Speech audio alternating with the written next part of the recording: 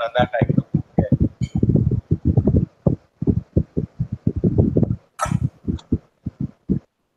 Hare Krishna Mataji. Hare Krishna Mataji, Jayanti Mataji, you can hear us? You can type on your this thing, hangout message. I will type.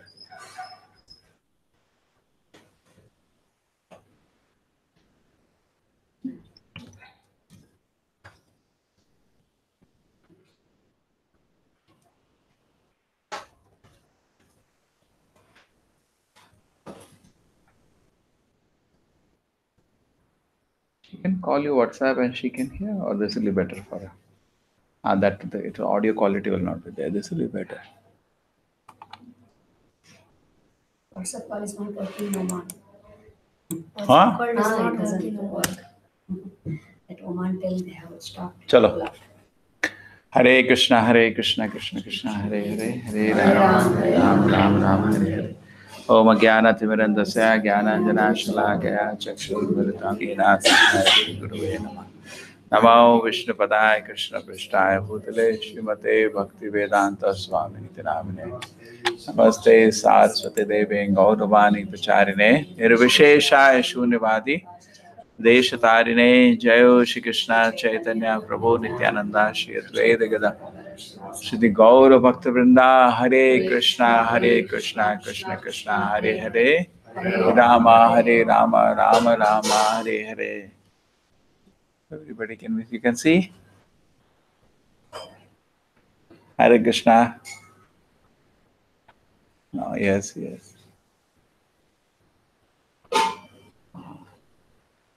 Yes, Jayanti Mataji, your friends are here today. She knows you very well, no? Yeah. You only introduced her. Yeah. Okay. Oh, there is some, maybe. We cannot hear her. Maybe, I hope she can hear us. Yes. Okay. And also it's okay.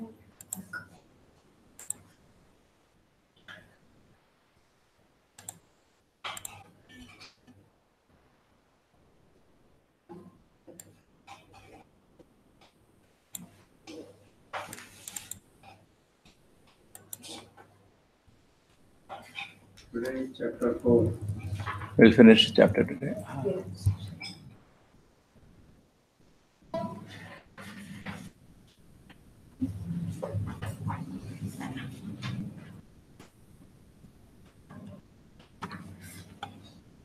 Om Namo Bhagavate Vasudevaya. Om Namo Bhagavate Vasudevaya. Om Namo Bhagavate Vasudevaya. Om Namo Bhagavate Vasudevaya.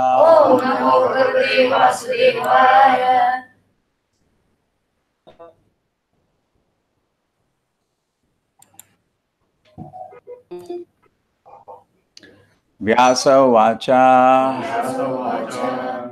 Iti Bhuvanam Samsurya Ninam Dirga Shatrina Vriddha Kulapati Sutam Brahrachaha Shaunako Abravi.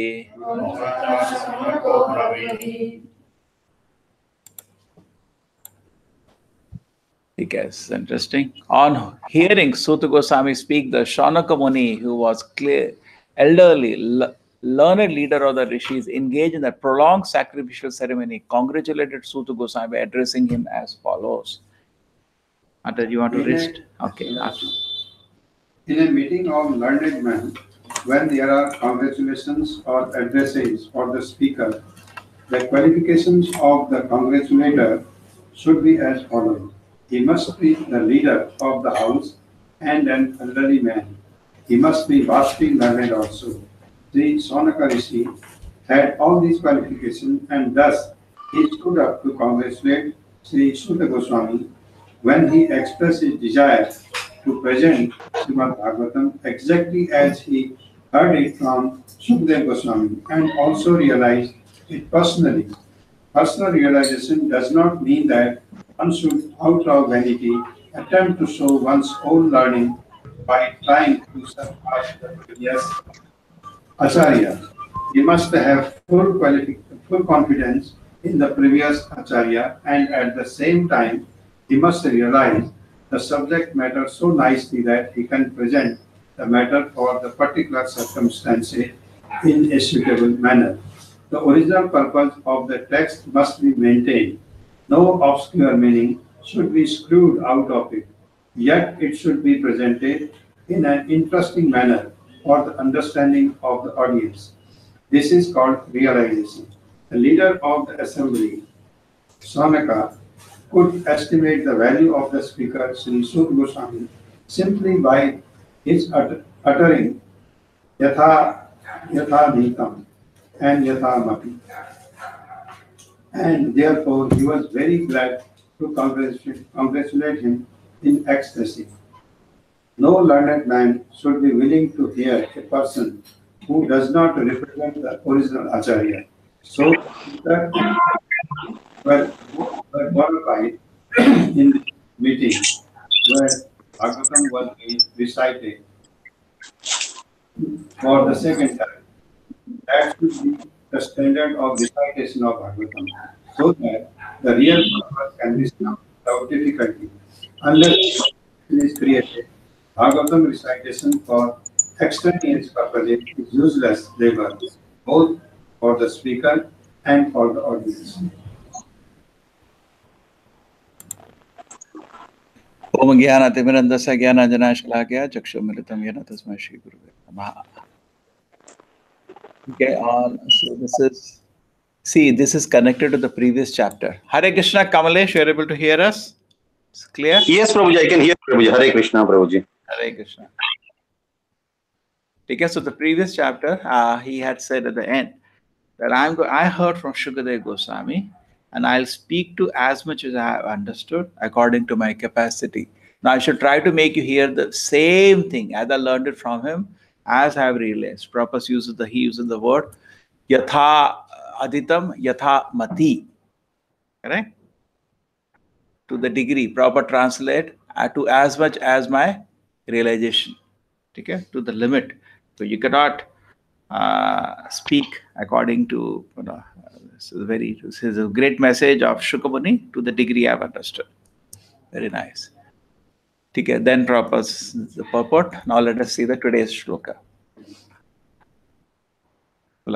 He must be the leader of the house and an elderly man.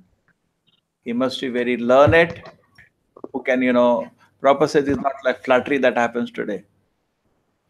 When we have some political invitee, what do? You have to speak, he's such a nice person, he's this. But the fact is not true.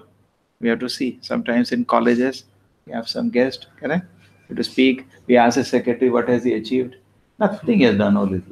But simply you have to speak, and nothing is spoken from the heart. Just praise him. Just praise. Flattery is open flattery. But he's not doing that. Genuinely, they're very happy that we got a great speaker who is Suta Goswami. Okay? And when he said, Prabhupada said, they were delighted when he said, Yatha Aditam Yatha Mati, because this is a way to hear, just repeating what he has heard from Shukamuni, and he's speaking in his own words. Okay? So then the person who is giving the praise should be qualified. He must be vastly learned person. He should be elderly. He should be leader of the house. Okay? Not surpass the previous. He should not surpass the previous acharyas. Yeah, that I see. I have marked it red. He should not surpass the previous acharyas. Not that, Arjuna did not understand Gita, but I understood. Some people say like that. But Krishna said Arjuna did not understand. Now I got a new meaning today. One person in Bombay says it is a discussion between doctor and a patient. Bhagavad Gita. New meaning is understood. There is no new meaning. We have to follow what Arjuna understood, correct? He's the first student. If he understood wrong, Krishna would correct him. So he is the student we have to follow. The original purpose of the text, Prabhupada says, must be maintained. Okay? And as he heard from Shukamani, Yada Aditam Yatamati. Okay. Very nice.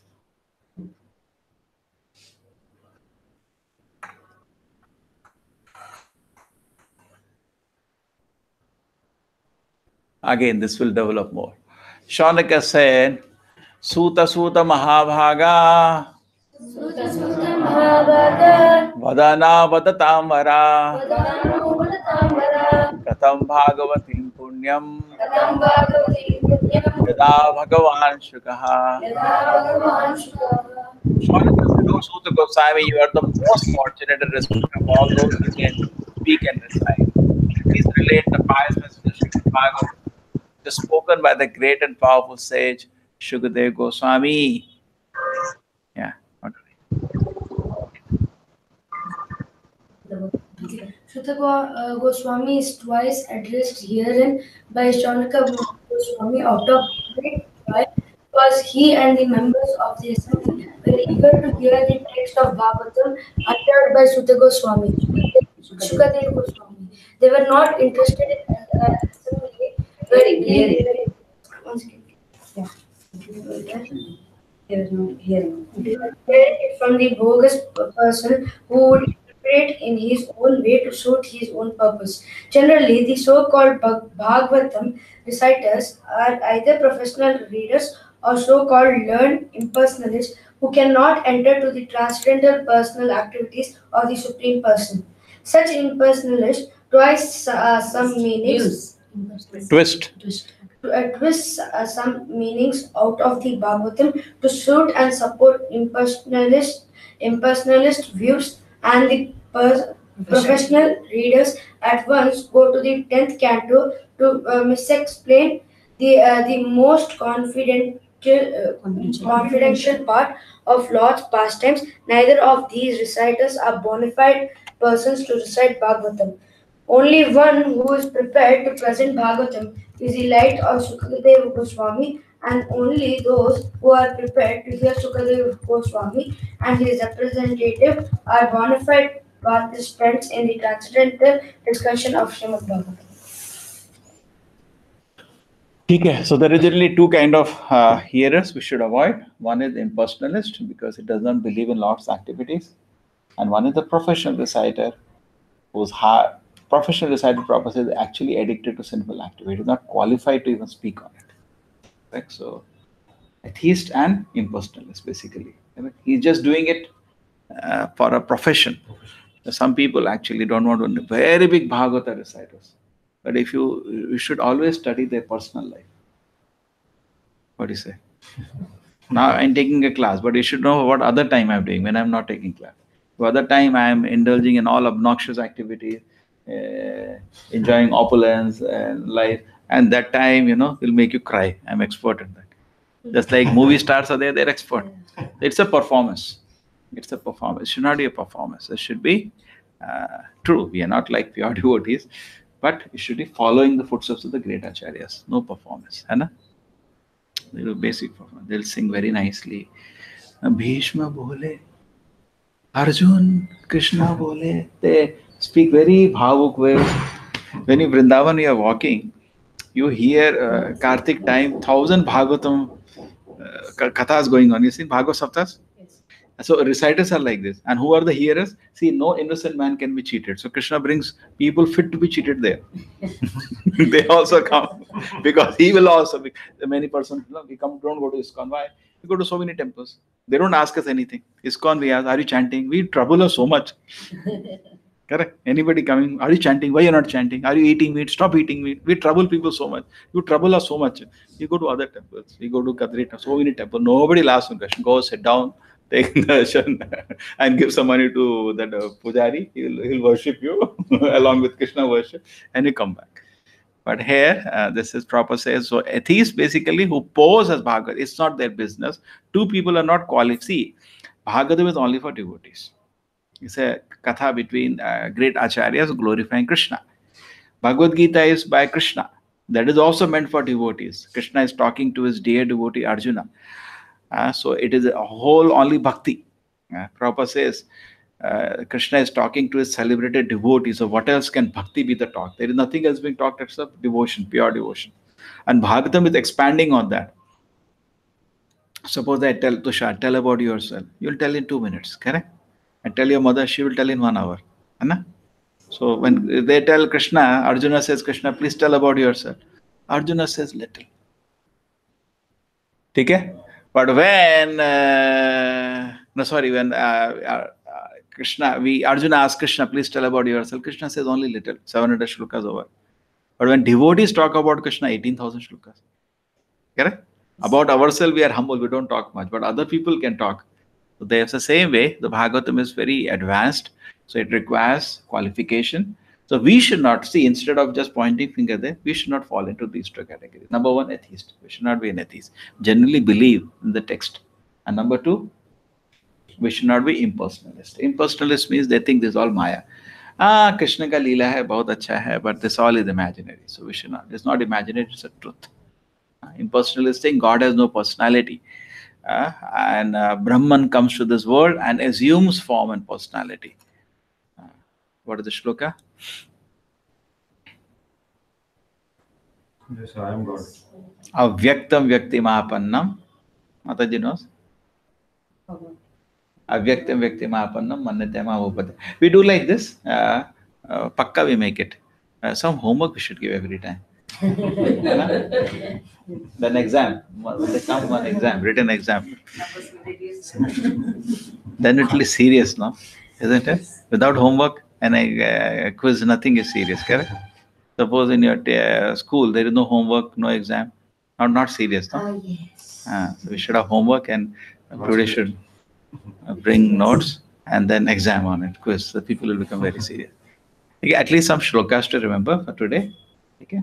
And homework is actually everybody can read and come once, but then everybody can is alive. Otherwise, 90% they would have understood there only. Here we come to the relish together, isn't it? Drink the taste together. Okay, impersonalist. Okay, this boy is very nice. Boy is nice.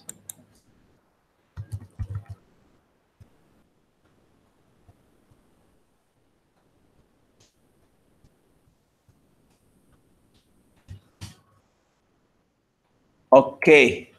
Okay, so the atheist and the impersonalist. You understand Tushar what is impersonalist? The person who simply preaches Bhagavatam for getting greatness, but he is actually not a real preacher. And what is impersonalist? Gods, they don't believe in Sakara Rupa. Means they say God. They say the ultimate truth is some energy. Brahman. Mayavadis. Is Muslims also. They believe in all the religions. Almost all. Allah, Practically all religions, including our Hinduism today, is impersonalist. See why? Originally they are impersonalist. Chaitanya Mahaprabhu, when he was in Vrindavan, when he came from Vrindavan, on the way he was caught by one Muslim Pathan. Not he, basically his servants were caught.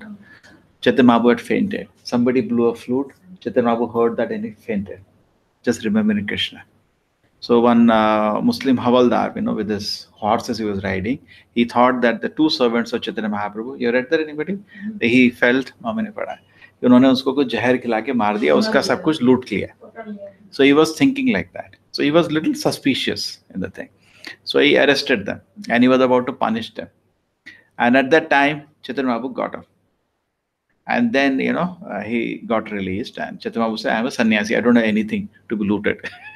Only a jap mala. Chaitanya Mahaprabhu was actually chanting on the hands. So then he says, okay, so then they started talking. And then the discussion started and Chaitanya Mahaprabhu started quoting from Quran. From Quran, Chaitanya Mahaprabhu quoted and established Krishna Bhakti. From Quran, he established that God has a form and personality. Actually, it is like that. All the literature, just like, Gita is misinterpreted, even Quran is misinterpreted, Bible is misinterpreted, all the literatures are misinterpreted. Gita, you have how many editions in the market, correct? So today people have a conception of God in every religion impersonal. God has no form, personality, pastime. It's true for every religion. Why? Almost it has, because the effect of Kali Yuga, almost it has come to atheism. Even though the original founders have actually talked about the personality of God. In my book, I have given the evidence. And one devotee is there, his name is Aravat. Did he come to your place? He's from Gulf. And he was a Muslim before. And he read from Chaitanya Charitamrita. Chaitanya Mahaprabhu says, Quran says so. Chaitanya Prabhu again says Quran. He knows no. God, he knows what he given in the literature. So he keeps telling, Quran says so, Quran says so. And he is convinced, yes. And he becomes a devotee. Vaishnava Patami becomes. So in that, what he did, he sat with the Quran because he knew Quran and he found all the verses. And there is a book on that. He wrote a book. So I had in Bangalore, I had that in my book counter, I had that book. Because many big temples, so many Muslims also come. I used to give them that book. I read. Yeah, it is there. But no, but because it is not been taught by the teachers, they just leave that aside because they can't understand it. It's there.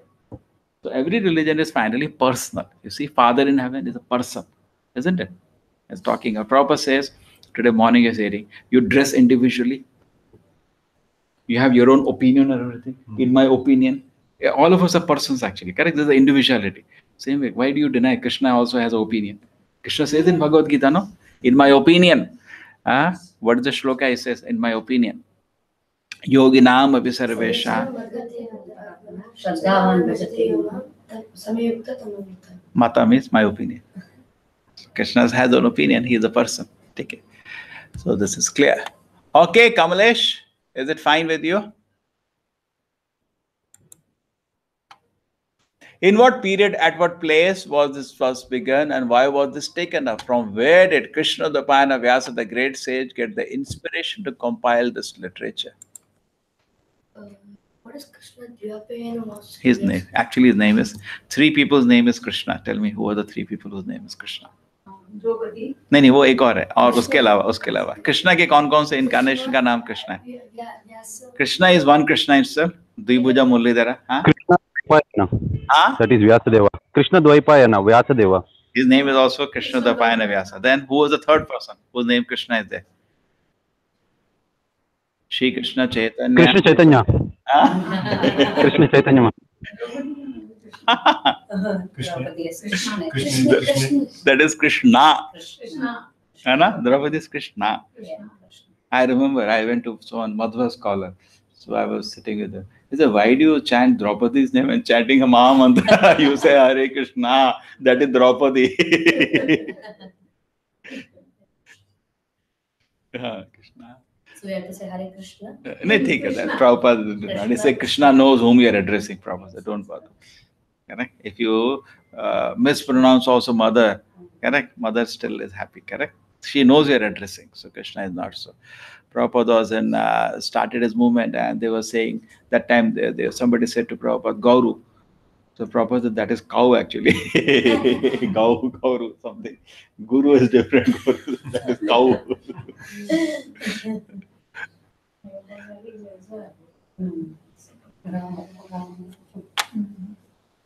Okay. Some people are there. Okay.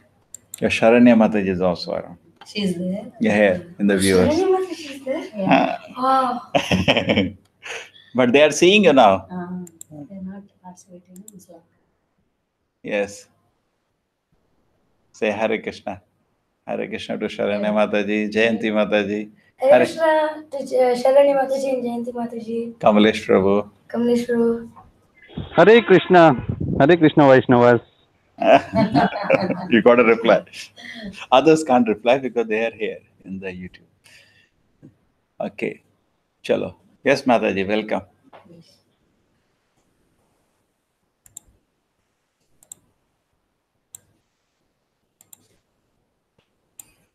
Okay, so two we did. So two kind of people have no access. They will not be able to understand. Therefore, Shankaracharya, who impersonalist, who commented on various books, is Shiva himself, but playing the role of impersonalist. He did not touch Bhagavatam. He made a commentary on Gita, everything, but he did not touch. Yes, Mother. Now, text 3.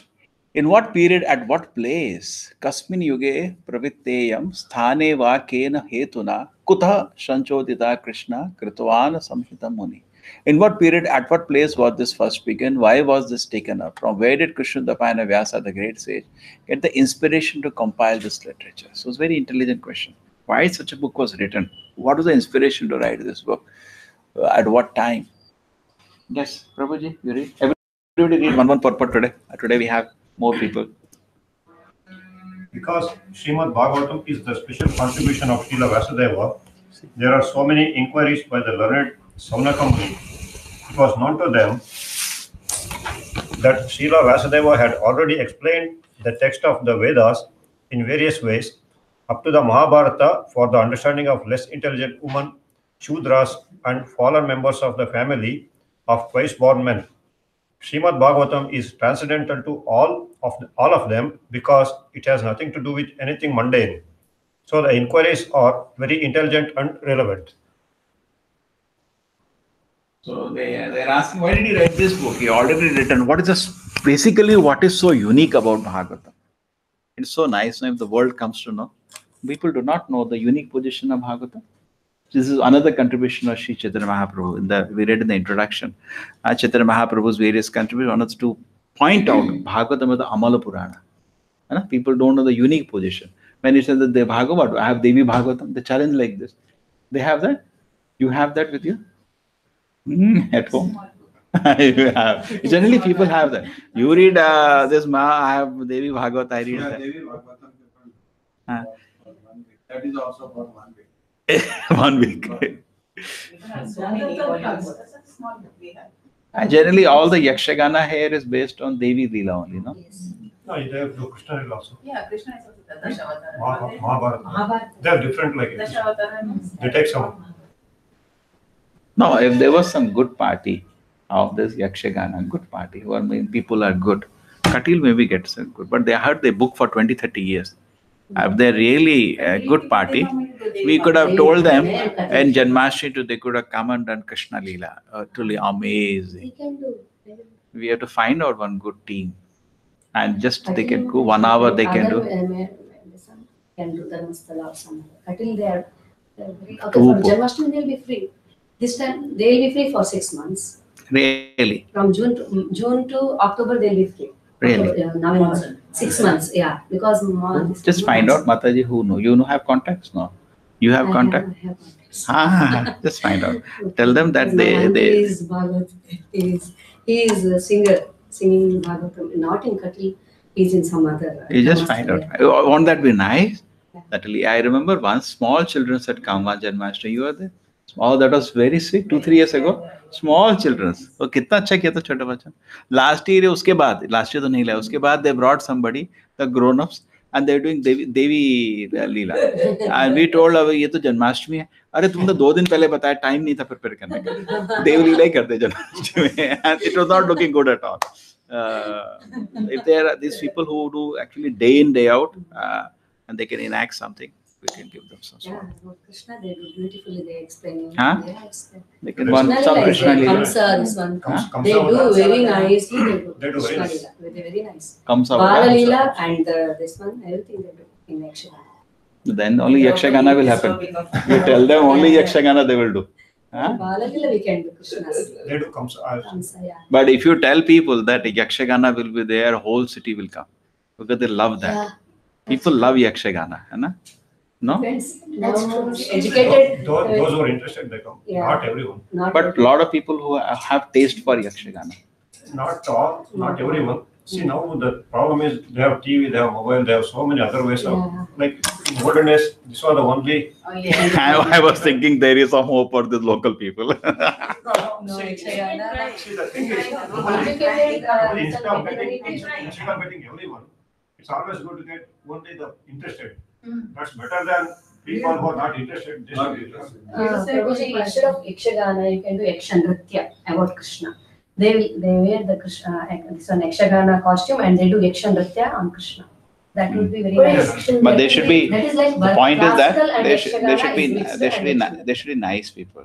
But The Yakshagana vibration. people only will do that. Yeah, but nice people. So the nice team The which are professional Yeah. team will come. yeah, who are doing that and they're nice. You know, they have clean life and they have faith in. That we don't. That is not possible.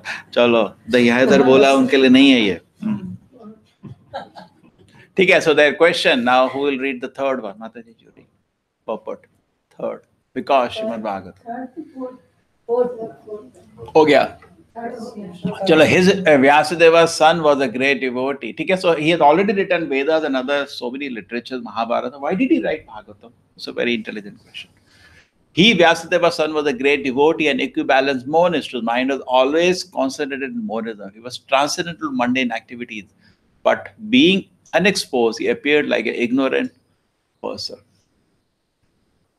Srila Shukadeva Goswami was a liberated soul, and thus he remained always alert not to be trapped by the illusory energy. In the Bhagavad Gita, this alertness is very lucidly explained. The liberated soul and the conditioned soul have different engagements. The liberated soul is always engaged in the progressive path of spiritual attainment, which is something like a dream for the conditioned soul. The conditioned soul cannot imagine the actual engagements of the liberated soul. While the conditioned soul thus dreams about spiritual engagements, the liberated soul is awake. Similarly, the engagement of a conditioned soul appears to be a dream for the liberated soul. A conditioned soul and a liberated soul may apparently be on the same platform, but factually they are differently engaged, and their attention is always alert, either in sense enjoyment or in self realization. The conditioned soul is absorbed in matter, whereas the liberated soul is completely indifferent to matter. This indifference is explained as follows. That's a beautiful ending. Yeah. Conditioned soul is absorbed in matter, liberated soul is indifferent to matter. That will come in the next shloka also, indifference. Okay, so this I just forgot to read. It's a beautiful shloka. Tasya putro mahayogi. Yeah, you can chant. Tasya putro mahayogi. Samadrini vikalpar kalpakaha. Ekanta matir unnidro. Guda mudho iveyate. He's looking like a mudha. Guda means he's hidden and looking like a fool. Okay? But he's actually a Mahayogi. He's a great devotee of the Lord. Okay? Mahayogi proper translates a great devotee. Okay? Samadrik is totally equibalence. Okay? Nirvikalpaha, absolute monist. Okay? Is fixed. At that time he is actually fixed on. In the beginning he is fixed on impersonalism when he is born. But later when he hears Bhagavatam from his father, he becomes a very advanced devotee. Okay, so why did he hear? He was already liberated person. At least he was totally liberated person. Why did he have to hear Bhagavatam? So that answer will come. Okay, so that the very nice line was there. The conditioned soul is absorbed in matter, and liberated soul is indifferent to matter. Matter cannot attract him, basically. Yes. Always engage. This is very, very important line. Two things. Prabhupada says always alert. Shukadeva Goswami liberated soul. And it always remain. You're bringing water? Yeah. Bring for others also. See. Water is there. Oh, is there? No, it's there. Water. Sridhar has done it. No, glass is also there. Sorry.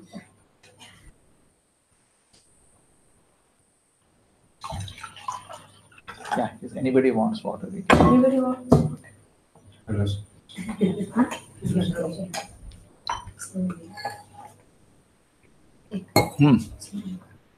So this. So Shukadeva Goswami liberated soul, and thus he was remained always alert. See the line? It's a very important line. Always alert, not to be trapped by the illusion. Devotee is only scared of Maya. He is not scared of anything, correct? But he is scared of being trapped by the. It's always we have to be spiritual life properly uses the word. We have to be alert, not to be trapped by the illusory energy. Maya should not trap us. He should not see. Basically, devotee is in Satya. Therefore, it's called Shanta, Satya. So many words are said. Asat, Sat, Anna. Tamasoma, Sadgama. So it doesn't want to be lost into Asat. Why should get lost into Allah? Correct? Who wants to become foolish? Nobody. The devotee, once awakened to Krishna consciousness, doesn't want to get trapped again in foolishness. So is always alert. And how do you remain alert? Constantly chant Hare Krishna, Krishna Krishna, Hare Hare, Hare Rama, Rama Rama, Hare Hare. Why? Krishna Surya Sama. Krishna is like the sun. So if you are near Krishna, darkness cannot come. Okay, so that is why we should, whenever we get time, we keep chanting, because Maya is waiting any time to confuse you. Okay, always engage in the progressive path of spiritual attainment. Is always, that is his life. Karmi is always thinking, how will I have more money tomorrow? How will I have more this? How will I have more this? More famous, He wants his only materially adjusting situation to become happy, and his life is busy in that. He has so much anxiety, and everybody is like that. Some adjustment. I will be more rich. I'll have this kind of comfort. Then I'll become happy. I'm in 2-bedroom house. I'll be in 3-bedroom house. Then I will become happy. And people are just thinking like that, and day night is going like that. But devotee is more absorbed in progress. I had the analysis. Shudra is very happy if he sleeps more. Night, today I slept 15 hours. Kya more? And Vaishya is very happy if he has more money in the night. He looks at the bank balance. What he will do? He's not going to eat that money. Oh, 58 lakhs. Very nice. It has increased today. And he sleeps very. He's a Vaishya. Kshatriya, if he has more kingdom now, only 1 million people are under my control, not 2 million people are under my control. One more kingdom I conquered. That's Kshatriya. Then he has a nice sleep. He wants more power. Vaishya wants more money. Shudra wants more sleep. And Brahmana wants more knowledge. He understood now, tattva, more. And a Vaishnava, his love for Krishna is enhancing, he's very happy. Something has to grow. Krishna is also expanding all the time, correct? Something has to expand. And if Krishna consciousness is not expanding, then we want to expand these lower things. And then it's become very dangerous. When you want to expand, it is said very nicely, we discussed how tamasic, rajasic people disturb Krishna's Leela, correct? True. So Prabhupada said, in my movement also, when you all have personal ambition, instead of helping my mission, you'll disturb my mission. Isn't it? So we should always know how to expand Krishna's glory. Focus is on Krishna, not on us. Krishna's glory should get more and more expanded. More and more people chant Hare Krishna, that should give us pleasure. Correct? But I'm thinking, no, I should become more famous. Then you are caught disturbance. Always. Then what is happening? Your Kshatriya mentality is coming out. Oh, Preeti is also trying to join. This is another Preeti. Hello, next.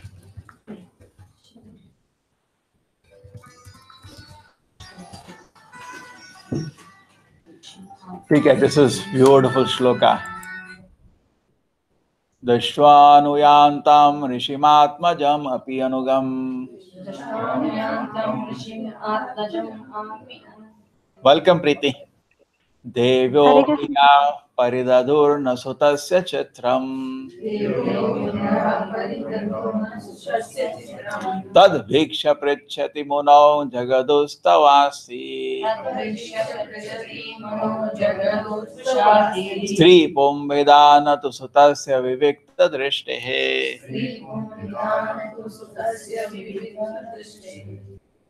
When Srila Vyasadeva was following his son, beautiful young damsels who were bathing naked, covered the body with cloth, although Sri Vyasa himself was not naked.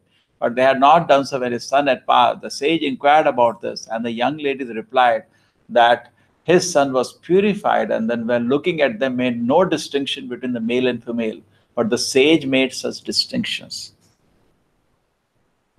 Yeah, who will read? Kamalesh, you want to read? Yes, Prabhuji, Hare Krishna. The purport given, translation given by A.C. Bhaktivedanta Swami Srila Prabhupada. In the Bhagavad Gita 5.18, it is said that a learned sage looks equally on a learned and gentle Brahmana, a Chandala, dog eater, a dog or a cow due to his spiritual wisdom. Srila Sukadeva Goswami attained that stage. Thus, he did not see a male or female. He saw all living entities in different dress. The ladies who were bathing could understand the mind of a man simply by studying his demeanor.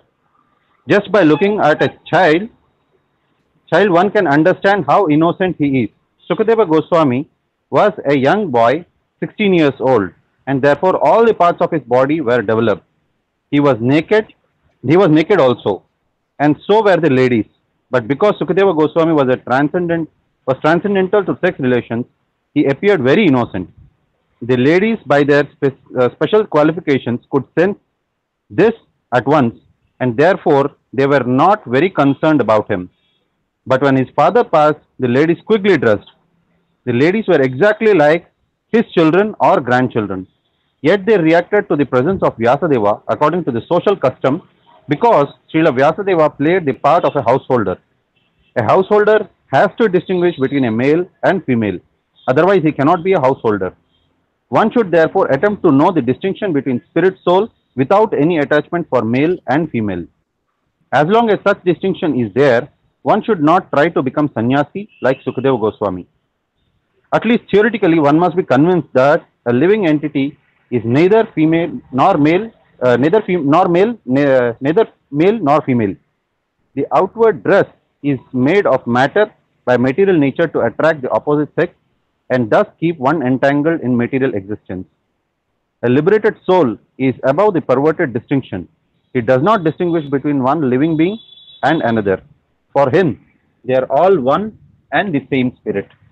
The perfection of the spiritual vision is the liberated stage. And Srila Sukadeva Goswami attained that stage. Srila Vyasadeva was also in the transcendental stage. But because he was in the householder's life, he did not pretend to be a liberated soul as a matter of custom. Anybody, you can explain, Mataji? What the scene is? You explain. You explain, Prabhu, no. Okay, the purport starts with the, means like in Bhagavad Gita, Krishna says that Vidya Vinaya Sampane Brahmane Gavi Hastini Shnichaiva Shopakecha Pandita Samadarshina. The learned means the sages, they see everyone as same, whether it is a dog eater or the pandit or everyone in the same. The same way, actually, Shukadeva Goswami is highly elevated. So for him, everything is same. He doesn't have any this one means that's why the women who were bathing there, they could make it out that Shukadeva Goswami is highly learned this one, the elevated sage. So they were not means shy. Yeah, they were not means. They were normal when he was passing by this one. But when Vyasadeva, Srila Vyasadeva, he played the role of Grahastha. That's why, they quickly dressed themselves. Understood. See what happens in every place, village, there will be women's bathing area. They men do not go. Even today it is there. So, and then the men bathing area. Correct? Previously system was like. Shukadeva Goswami was born. How much old he was? 16. 16.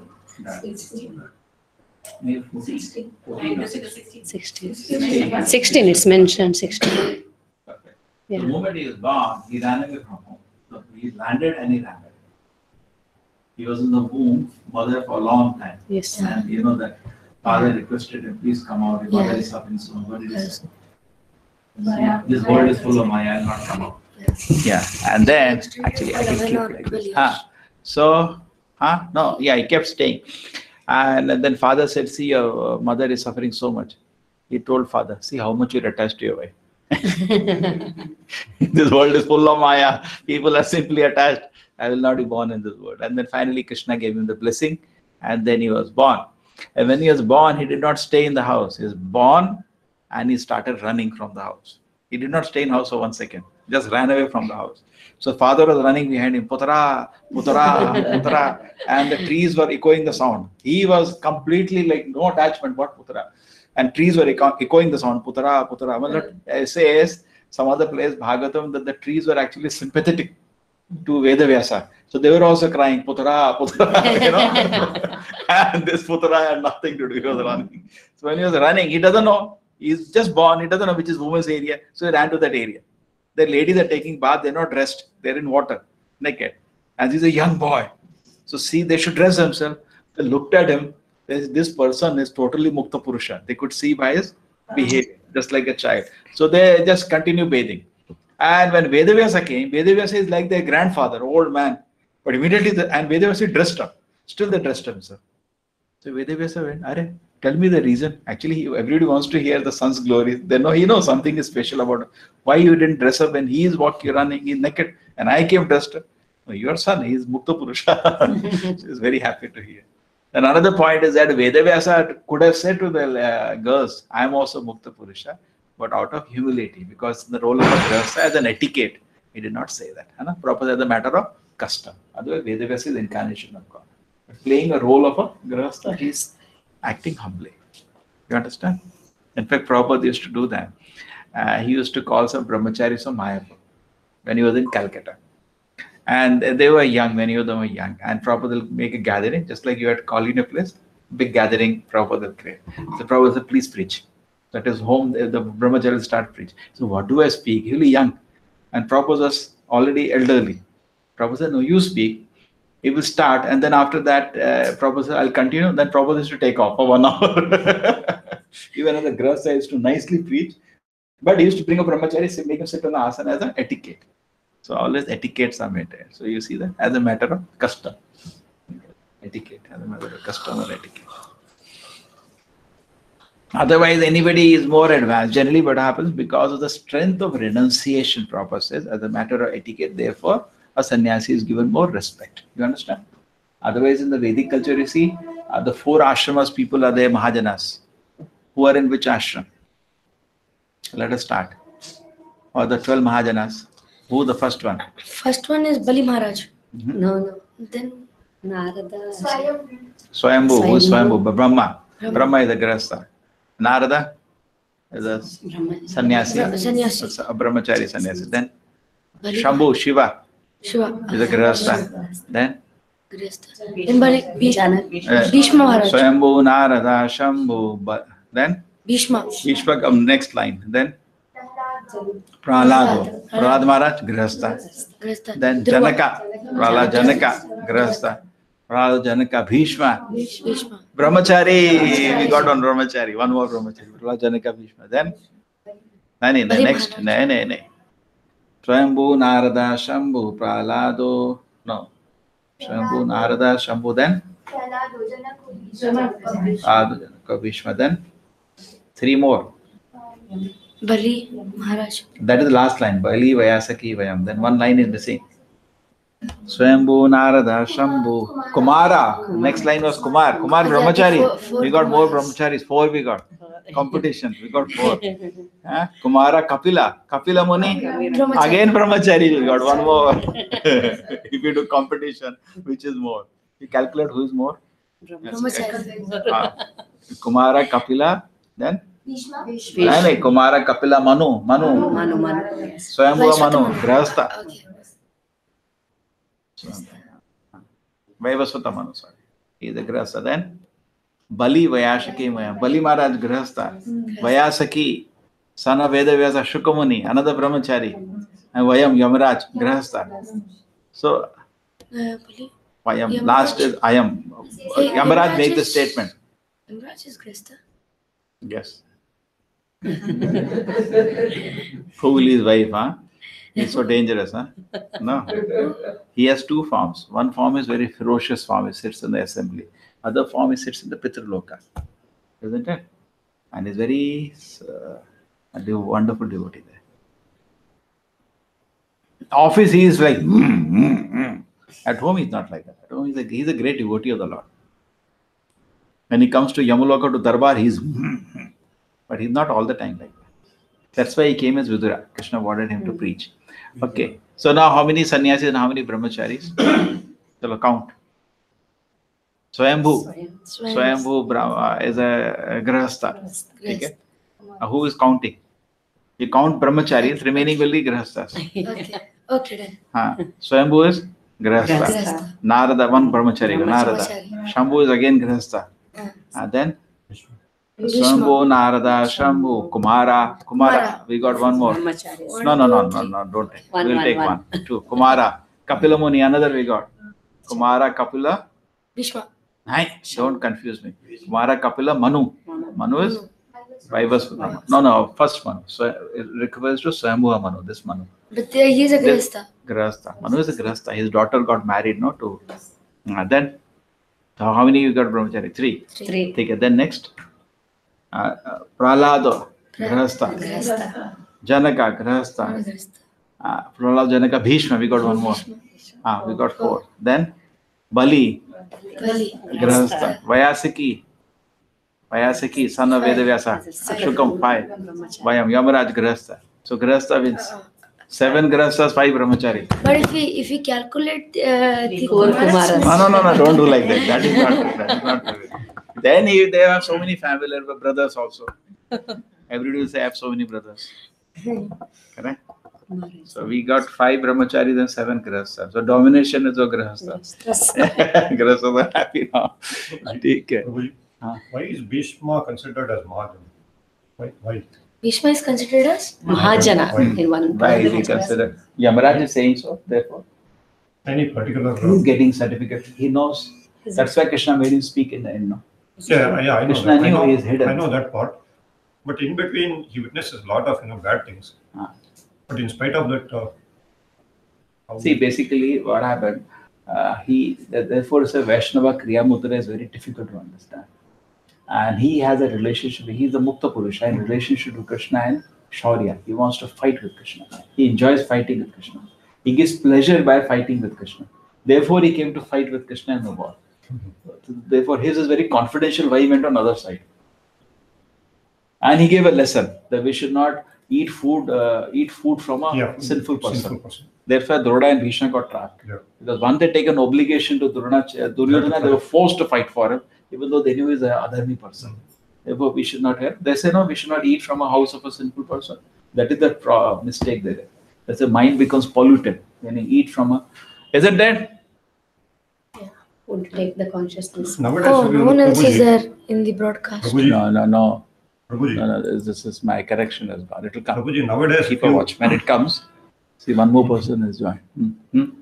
you may not have contact with like mundane people. Hmm. Most people I know, they don't cook on Saturday. Hare Krishna. Hare Krishna, Prabhuji. In cities, big cities, nobody cooks on Saturdays. They just go out. They eat in hotels. So there is the weekend. Yeah, Weekend. that's become a norm now. They just don't cook. Wait, I heard in Bangalore, none of the Bangalore, youngsters are Bangalore, cooking. almost So many Zomato, so many have come. Yeah, They're they just- spending 10,000. You must be aware, 10,000 per month on food now. Because if you cook yourself, like one person can finish in 2,000-3,000 rupees. And they order from this Zomato and Swiggy. What is the other one? You see, they all know the name. What is Swiggy? No, that's company and food. And you just click on it, you get food within a 5-kilometer radius, which are, even if ISKCON is there, they also supply. You just click, you get food. So people are spending so much money on food. And most of the time, they're not intelligent enough to order from ISKCON.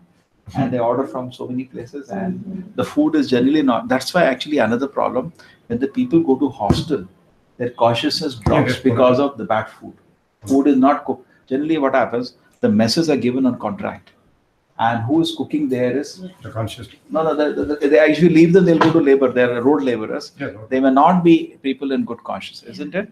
And that's why hostel, there is a huge effect on consciousness, A sudden disturbance comes for everybody, isn't it? True. You can analyze that. And how they're so fast go into sinful habits in the hostel, students, this may be one of the reasons, because food is polluted. At home, whatever it is, food is clean and it's cooked with good consciousness, isn't it? And where there is no, even the restaurant, most of the students don't even eat in mess, they eat in the canteens. Yeah. Canteens are worse.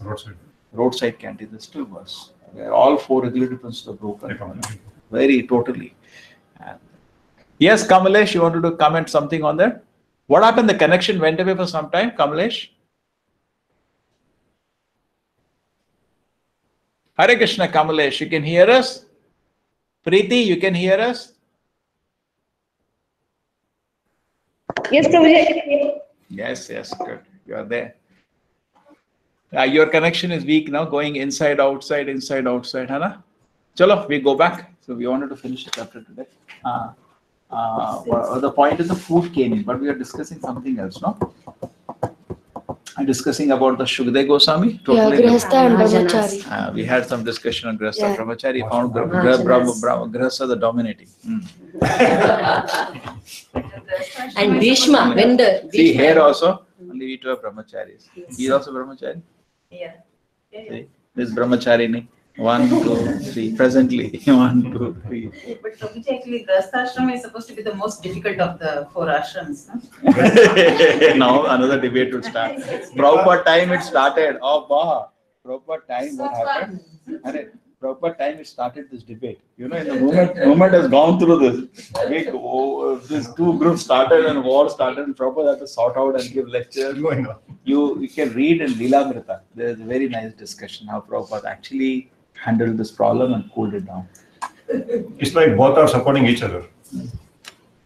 Correct. Grihasthashram is supported by brahmacharis. Brahmacharis are supported by. So then it's not not any competition. Yeah. It's a It's cooperation. a cooperation. They're not competition. But Krishna is in the center, there is a cooperation also of Krishna. Brahmacharis are always Hare great. They are Oh, Hare Krishna always Prabhu. great. Chalo.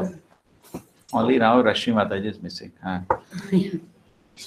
Hare Krishna. Chalo, we continue. Okay, so this is clear. Katham alakshita pore.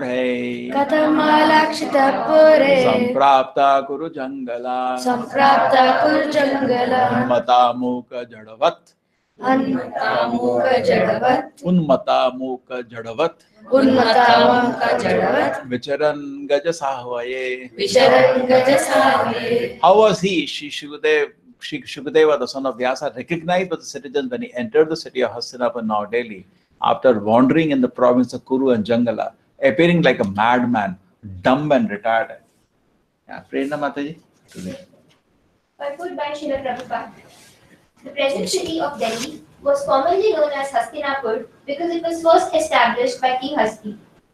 Goswami Sukadeva, after leaving his paternal home, was roaming like a madman, and therefore it was very difficult for the citizens to recognize him in his exalted position. A sage is not therefore recognized by sight, but by hearing. One should approach a sadhu or a great sage, not to see him, but to hear him. If one is not prepared to hear the words of a sadhu, there is no profit. Shukadeva Goswami was a sadhu who could speak on the transcendental activities of the Lord. He did not satisfy the whims of ordinary citizens. He was recognized when he spoke on the subject of Bhagavatam, and he never attempted jugglery like a magician. Outwardly, he appeared to be a retarded, dumb madman, but in fact, he was the most elevated transcendental personality. So nice. Bhagavatam is full of glorification of Krishna and his devotees. Okay? So outwardly he looked like dumb, retarded. He was roaming like a madman. Okay? The Prabhupada is we don't recognize the sage by sight but by hearing him. So outwardly, if you look at Shukadeva Goswami walking naked after his born, he never wore clothes. He walked born and he ran away. He didn't have time to wear clothes. And he was going, but it should not be imitated. And he was going and collecting some milk. That will come now. So outward, Prabhupada said, therefore, sage should be recognized by hearing. Correct? So that is the way to recognize the sage. Therefore, Prabhupada's voice is so nice. Right? All the temples that are running 24 hours, nobody get bored. Right?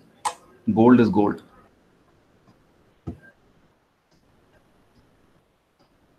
He did not satisfy the whims of the ordinary citizen. That was not his business to satisfy the whims. He was absorbed, and actually his mind was totally absorbed in Krishna Leela. And he was holding the meditation in his heart, and nobody knew that. Just like Jada Bharata, who was also very spiritually advanced, externally looking like a madman. He was dumb. Dumb. Same Shukamuni. Till he opened his mouth. So Shukamuni also first time opened mouth when he met Parikshit Maharaj. And Which Maharaj? Parikshit. Parikshit. and when he opened his mouth, it became the whole Bhagavatam came out. Sweet Bhagavatam came from his mouth. So we know, Prabhupada says, what person speaks knows what he is thinking. How do I know what you're thinking? There is no way to know. When you speak, I come to know what you're thinking.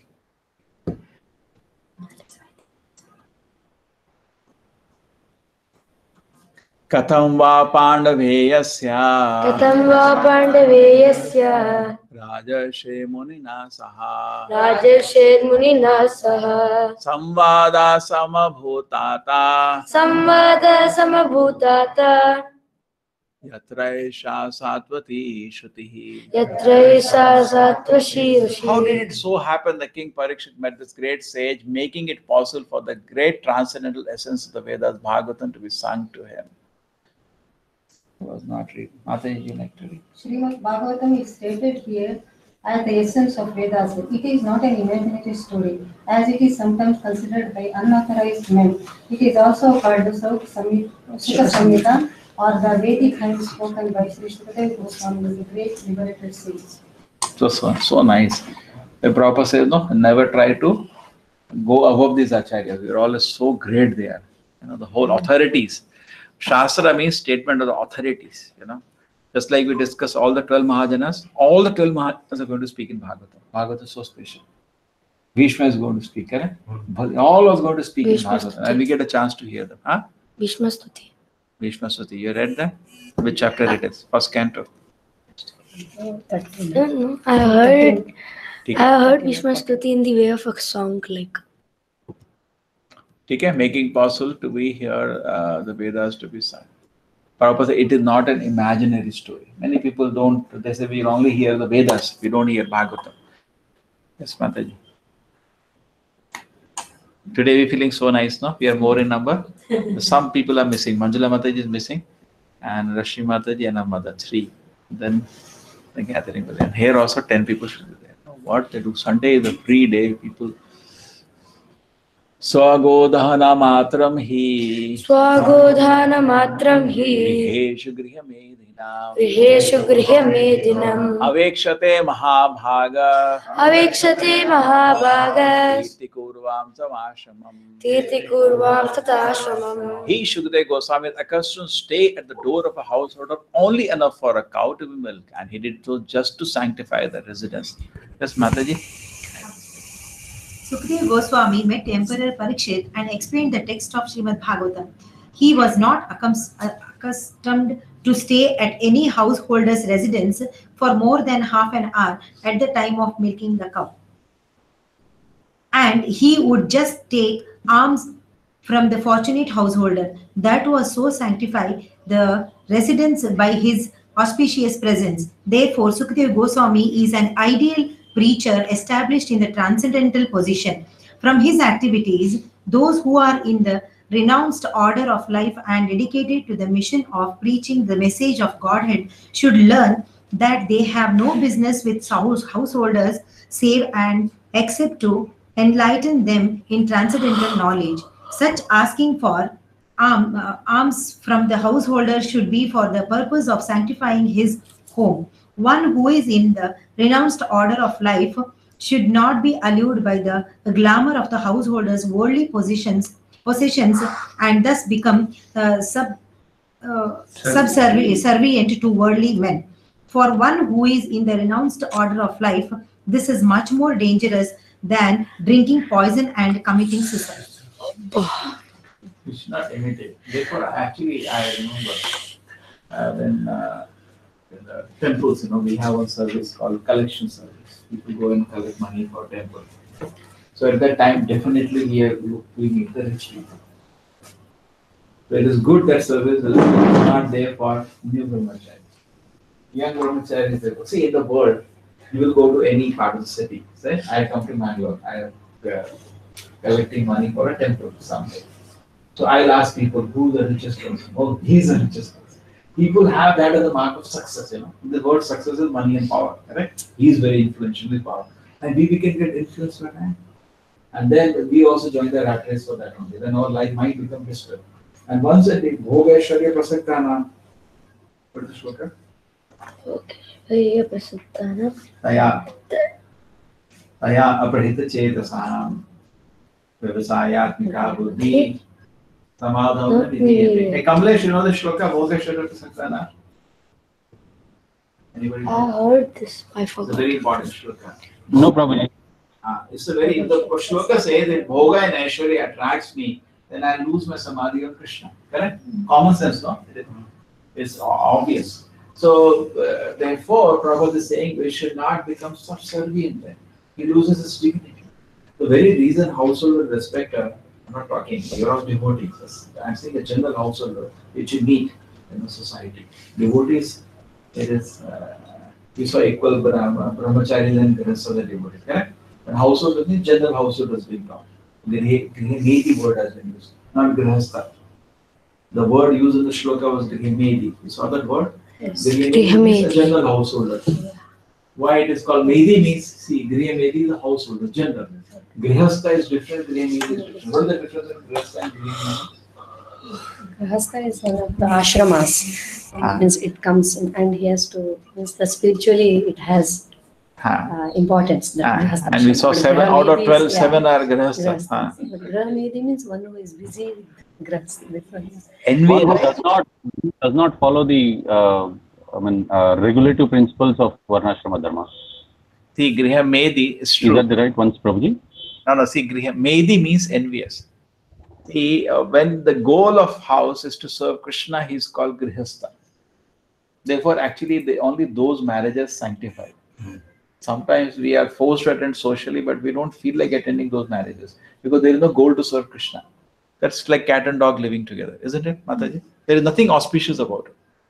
But when the goal is to satisfy the senses, then that's not an ashram at all. It's like, animal life. And then one house is envious of another house. Griha Medhi. Correct? I have that car, he has that car. I have, his son is studying in America, my son is studying here only. Why comparison was. Griha Medhi means one, the rat race for sense gratification. In there, bhog competition.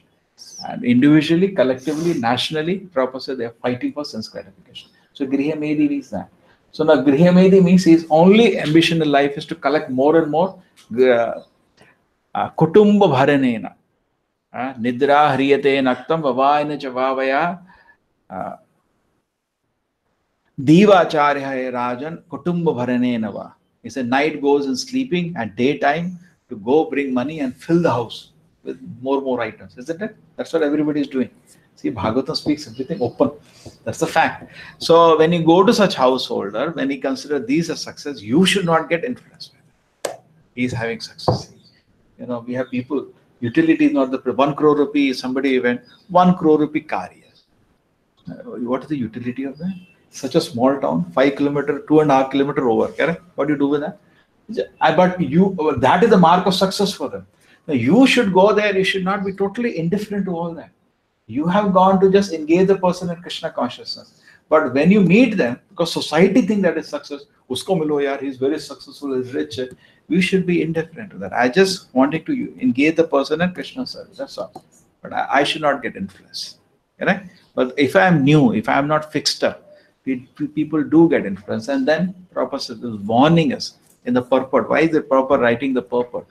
Is saying for one who is in the renounced order of life should not be allured by the glamour of the household of worldly position and thus become subservient to worldly life. Isn't that so? Even to Grihasthas, they should be careful not to imitate the Griha Medhis. Because you're living in a society, you have your house, all around the Griha Medhis. He got that car, I have to go. Utility is the principle. Yukta Vairagya. Okay, I need to go to office, I need a car. But not a Lakshmi, because Lakshmi doesn't belong to me. Lakshmi belongs to Krishna. I take prasada for basic my maintenance. Correct? When does a Grihastha become Griha Medhi? When the goal becomes sense gratification. Correct? When the goal is to serve Krishna, you think, Are Baba, by this money I can glorify Krishna. I can distribute so many Gitas. I can hold a big festival at my home, isn't it? That is a Grihastha. And that's the difference between Grihastha and Griha Medhi. Grihesh Griha Medina. Abhimanyu Sutam Suta. Abhimanyu Sutam Suta. Prahu Bhagavatotamam. Prabhu Bhaktan Tasya Janma Mahasharyam. Tasya Janma Mahasharyam. Karmani Cha Grinheya Naha. It is said that Maharaj Parikshit is the first class devotee to the Lord and the birth and activities are all wonderful. Please tell us about him. Yes. Preeti, you are able to read? Prabhuji, I can read for you. The birth of Maharaj Parikshit is wonderful because in the womb of his mother, he was protected by personality of Godhead Shri Krishna. His activities are also wonderful because he was chastised Kali, who was attempting to kill a cow. Kali, not Kali. Kali. To kill a cow means to end human civilization. He wants to protect the cow from being killed by a great representative of sin. His death is also wonderful because he got previous notice of his birth, death, which is wonderful for any mortal beings, and thus he prepared himself for passing away by sitting down on the bank of Ganges and hearing the transcendental activities of the Lord. During all the days he heard Bhagavatam, and he did not take food or drink, nor did he sleep a moment. So everything about him is wonderful, and his activities are worth hearing attentively. Desire his express Hiran to hear about him in detail. This is my presentation. I can present this whole class in 1 hour. Okay, I'll just show some pictures. Okay, 9 we have done, so I'll just revise little 9 of them. So then we go to the next. Okay, Hare Krishna, Preeti, you can meet the people here. Hare Krishna, Prabhuji. Hare Krishna to everybody. Yes, Kamalesh, Hare Krishna. Hare Krishna, Prabhuji. Yeah. Preeti, I'll just show you the verses because I actually had prepared a PPT on this. Previously, we did once, we used to do one chapter at a time. This is about, you can see now? Yes, Prabhuji. Yeah. So this is the, this is, you can see the Hare Krishna all the way. Okay. This you can see, this is Suta Goswami sitting, and who is the person addressing him? Shaunaka Rishi. Okay? And that's why it is starting. And this is previously he's repeating what he heard from Shukadeva Goswami. See here, Shukadeva Goswami is there. Okay. And then we have, this is what the scene. You see the Shukadeva Goswami has ran from the house, correct? And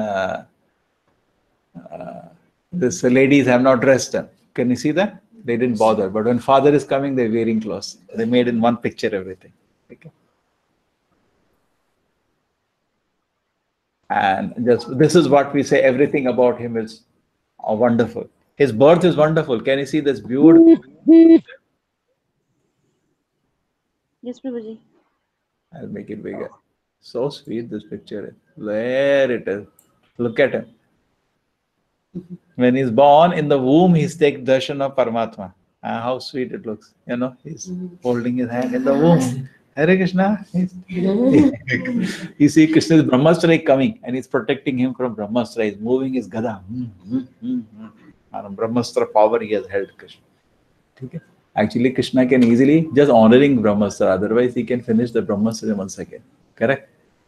Krishna, it is not powerful. And then he, activities are wonderful. Why? Because he stopped Kali. He had the power. In fact, somebody said very interestingly, Prabhupada's mission is that only, not small mission. Prabhupada had could have easily had made a temple in Vrindavan. That was not his mission. His mission was to push Kali out of earth. That's why he made a whole plan, a big plan he has made, not small plan. We have, our plan is really successful if one small temple we make and we have 20-30 congregation, 10 600 things. Oh, we achieved something. Prabhupada's plan was some bigger. So Parikshit Maharaj's plan was to take Kali Purusha out of earth. So his activity is also wonderful. Correct? He said to Kali Purusha, you can only go where these 4 activities are happening and there was no place on earth. He told Kali Purusha, get out of earth. And he took out his sword to punish Kali. That means how powerful the person is. His activities are glorious. And then his death is also wonderful. When he came to know within 7 days he will die without food and water. He heard about Krishna for 7 days. So everything is wonderful about him. Correct? Chalo. 9 verses. I go back now. Hare Krishna. Kamalesh, you can meet people. Yes. Hare Krishna all the Vaishnavas. Prabhuji, my network here is actually bad. I don't know my voice. What? Are you able to hear? You are in charge of Airtel network. How can your network? Tirupati, Prabhuji. He's in charge. Oh, he are in a hometown now. Take it. Gulbarga means you can get anything. Yes. You know what he did? When Jayapataka he transferred the network there. He made what all arrangement he made for them to have network. He's the Airtel in charge at that time of this area. So he told them some very important customers have come there. So the Airtel adjusted and they put high power in the area. How much it did? You remember?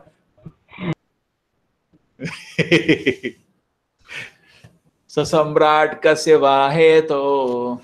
Samrat Kasyava Heto. Panduna Manavardhanaha. Panduna Manavardhanaha. Prayopvishto Gangayam. Prayopvishto Gangayam. Anadrityadhirashriyam. Anadrityadhirashriyam. He was a great emperor and possessed all the opulences of his acquired kingdom. He was so exalted that he was increasing the prestige of the Pandava dynasty. Why did he give up everything to sit down on the bank of the Ganges and fast until that? Maharajah Parikshit was the emperor of the world and all the seas and oceans, and he did not have to take the trouble to acquire such a kingdom by his own effort. He inherited it from his grandfather Maharaja Yudhishthira and brothers. Besides that, he was doing well in the administration and was worthy of good names of his forefathers. Consequently, there was nothing undesirable in his opulence and administration. Then why should he give up all the favorable circumstances and sit down on the bank of Ganges, fasting till that? This is astonishing, and therefore all were eager to know the cause. Because I want to know why did he have to give up. Okay, so they're making that thing out why he gave up everything, and there's nothing, no contest for him. He was inherited the kingdom, and he was very powerful ruler also, and he was increasing the the name of his dynasty. He was not spoiling the name; he was increasing the name by his wonderful. He was the Mahabhagavata. So why did he have to do this tremendous tapasya for 7 days to sit down without food and water? It's a good question, no? So everything they have heard about, they may be knowing, but they want to hear from the mouth of Suta Goswami. And you tell, isn't it? Nice pastime. Namanti yad pada niketam atmanaha. Namanti yad pada niketam atmanaha. Ayahani adhanani shatravaha. Katham savirya shriyamanga dushtajam. Katham savirya shriyamanga dushtajam. Yuvaisatos aho sahashubhihi. Yuvaisatos aho sahashubhihi. Difficulty, always go word over. Yuva Aishata Usrastom Aho Sah Ashim. That's the way. Then it's easy to pronounce. That's a trick. He was such a great emperor that all his enemies would come and bow down at his feet and surrender all their wealth for their own benefit. He was full of youth and strength, and he possessed unsuperable kingly opulence. Why did he want to give up everything, including his life? Why did he do all these things? There was nothing undesirable in his life. He was quite a young man and could enjoy life with the power and opulence. So there was no question of returning from active life. There was no difficulty in collecting the state taxes because he was so powerful and chivalrous that even his enemies him and go down to his feet and surrender all wealth of their feet. Maharaja Parikshit was the pious king. He conquered his enemies and therefore the kingdom was full of prosperity. There was enough milk, grains and metals, and all the rivers and mountains were full of potency. So materially everything was satisfactory. Therefore there was no question of ultimate giving up his kingdom and life. The sages were eager to hear about all this. So why he wanted to give up everything, including his life? Well, to go back to Godhead, because he had only 7 days time. Only 7 days? Yeah. Within that he has to finish all his.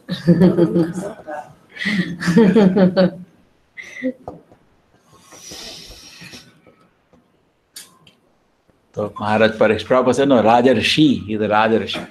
He's the last emperor, actual emperor, who actually ruled whole earth, last emperor of the world. After that, his son Janmejaya also ruled. Janmejaya, and then few more. The whole list is given actually. One question. Huh. When I think it was Parikshit Maharaj who wanted to kill Kali, then Kali asks him for forgiveness, and he tells him, you can reside in 4 places. And one is gambling, and the last one is, he says, gold. Yeah. Then how come women wear so much gold? I mean, No, it's actually the desire of gold, not gold. Because gold, they say it has to be Lakshmi. The desire of having more gold is having color. More gold is like the desire of What having do you tell? You have to explain. No, the desire of having more gold, is having Kali, not too not having gold itself. No, Yeah. gold When itself you're- is not the when you're Kali. having The gold- desire of having more gold is Kali. But that's opposite. So when you're having gold, why don't you have desire? Yeah, but Because not you have too desire, much. you're having gold. Automatically, if you have too much, you have a desire. That means you have So Kali. again, it comes, how much is too much? He's saying gold is not bad, but desire to have gold is bad. Yeah, but you got the gold because you had desire in the first place. How do you have gold without You have having desire to have Kali, you want to Yeah. garland Kali on your neck. See, you're having gold because you had, in the first place, you had desire. So that's why you brought gold to your place. That's why there is a very big principle from this. I developed it. It's called Bhag Bazaar principle. Then in Bhaktivinoda Prabhupada time, somebody came forward to offer a rich Marwadi. He was extremely powerful preacher, Bhaktivinoda Prabhupada, Guru of Prabhupada. And he said that I'll make a headquarters for you. So he said make.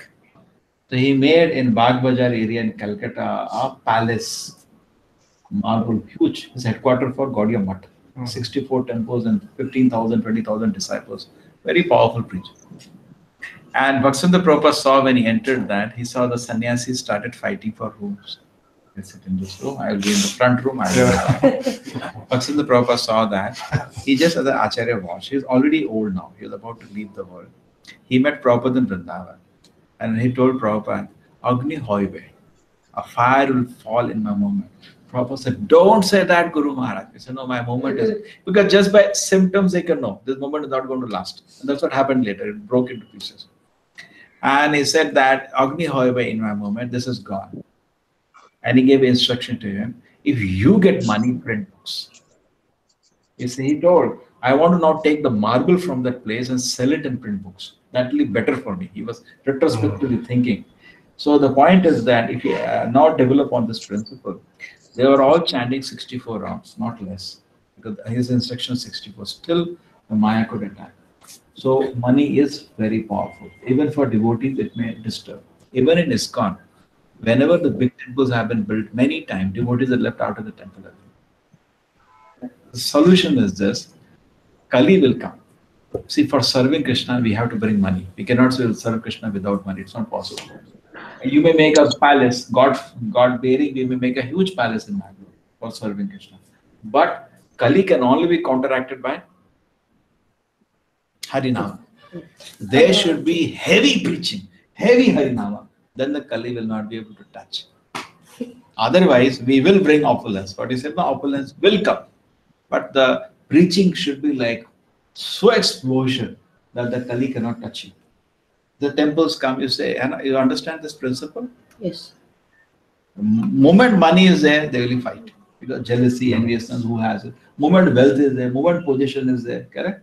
People will be jealous and envious and fight will occur. But if there is a fire of preaching, because then what happens? The goal is preaching. Everybody will cooperate for that. But if there is no goal of preaching, then people will say, who is sitting in which room, who is sitting in which room. It hardly matters. There's no time to look at that. It should be so fire, so much energy for preaching that these things are immaterial. But if it slows down preaching, then these things become very important. Correct? What do you say, Mataji? You're getting it? Yeah. And I just analyze this, the Bagh Bazaar effect. Because in ISKCON also we had this Bagh Bazaar effect. Many times, big temples are made, devotees all left after the temple. The reason is that they all have to be in heavy preaching. So as your wealth increases, proportionately preaching should keep increasing. More and more Krishna is giving you facilities to preach only, no? But you just stock it, you stock it, make gold biscuits and keep, then they will fight. Because wealth has come, not being used in Krishna's service. Use it in Krishna's service, there will be no problem. Anna? It's like Yudhishthira Maharaj is also very, very opulent, but no disturbance. And in the Bhagavatam it says when he came to meet Bhishma, he was full wealth he came with. He came with royal opulence. And Krishna still came with them. Krishna was with Pandavas when they were poor. He continued to be with them when they were rich. That is a proof that if the wealth is properly looked into glorify Krishna, that's not a problem. But the wealth just becomes a source of, some kind of satisfaction. Janma Aishwarya, Shruta Shivi, Edamana, Madhapavan. Queen Kunti says that if these four things gives you a sense of satisfaction, then you become intoxicated. So if you don't allow wealth to intoxicate you.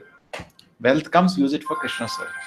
But you keep looking at it, I have so many gold biscuits, then fight will occur. Somebody say, give it to me. Correct, no? He said, it's not mine, this is for Krishna. Then nobody will fight it. And that is my little realization.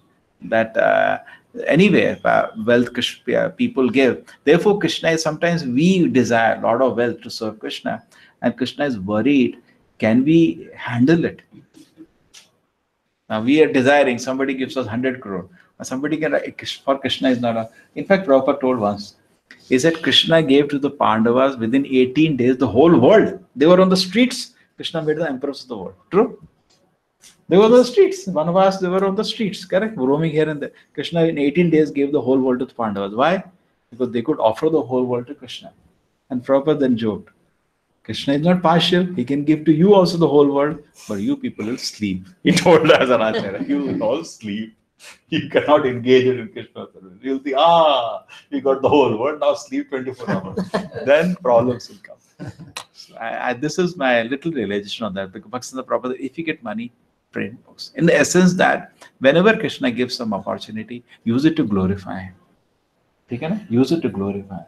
But if you just stock it as a materialist to the sense of protection, true, only thing is that probably the deities have to be protected. Therefore, some money should be kept for seva, deities to be protected. Some FD should be protecting the deity seva. Because tomorrow somebody falls sick, there is no money to do the arti, because deities is a big responsibility, isn't it? That is there, but something, not that everything is kept just for that. But overall, the spirit should be, everything should you to reach Krishna consciousness. Then Bhag Bajar effect or Kali Purusha will not affect. So about gold now, what is the conclusion? The gold should be used for glorifying Krishna. I think gold looks more beautiful on deities. Yes. That's true, but Prabhupada said avoid. He said in Kali Yuga, instead of attracting devotees, it attracts thieves more. Thieves are unnecessary headache. You will have to have so many guards. Every day you see 3 or 4 instances where chain snatchers, they just snatch. Every city now. We can make these devotees. Here also. Can we? Every day, 3 or 4 incidents, they just. If they are attracted, we can. Mangalore, Babu, chota share, little, maybe once in a month. Mangalore maybe once in a month. Bangalore 10 in a day. Delhi 10 in a day. So both Delhi actually they snatch the artificial because nobody will. Loco is intelligent. If they come still, you can attract them in ISKCON, right? You can make them devotees. There are some stories like that. Prabhupada did, no? What did so many? There's so many nice stories that there. People came for so many. Once some thieves came in an ISKCON temple. And interesting story. And then what happened that nobody was there and they searched rooms, nothing they could get. Finally, in anger, the 3 Bhagavad Gitas they took. Something they wanted to take. But they had so much hard work. And they came back to temple and became devotees. And once another thing happened. One thief came running to one temple. The police is after me, give me shelter. I'll follow whatever you follow. To shame me up and all. The devotees are, Prabhupada time was different. They used to take risks like can't imagine. Because nobody was there. When you are growing, that time you take risks. So devotees shaved him up, he stayed, became nice devotee. Actually, initially he came. We had in Bangalore also, no example. One person was a broker. So he kept coming to temple for me to buy land through him. Finally, we ended up never buying land, but he became devotee.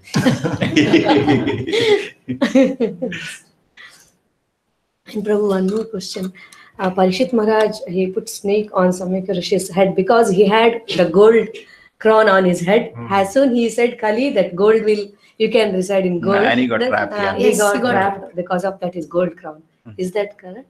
That's what I have heard. I have to check from. See, anything, sometimes we make an analysis, but always search in Prabhupada's purport. Yeah. But if it has come from Prabhupada, then absolute. Otherwise, sometimes it may be philosophical speculation, which may not be wrong. Some analysis, but sometimes some other Puranas, somewhere it may get disputed. Hai na? So, but it is general that this goes quite likely. But I have heard also many analysis people say like this, but I have to read it from Prabhupada's words. So anyway, whatever it is, we know that it was the act of Yogamaya, not Mahamaya, because Parikshit Maharaj is the Mahabhagavata, Maya cannot touch him. Just like Arjuna got bewildered, therefore Gita came, Parikshit Maharaj got bewildered, therefore Bhagavata came. Otherwise, how will Bhagavatam come? He has to hear him. And anyway, Krishna called him back to Godhead. No? Anyway, what's lost for him? 7 days he went back to Godhead. Fata. Log said, "Na, ye to Bhagavan ko pyara ho gaya." They say, no? So Krishna wanted him back to the spiritual world quickly. So anyway, he has to die. Death is painful. So Krishna took him quickly.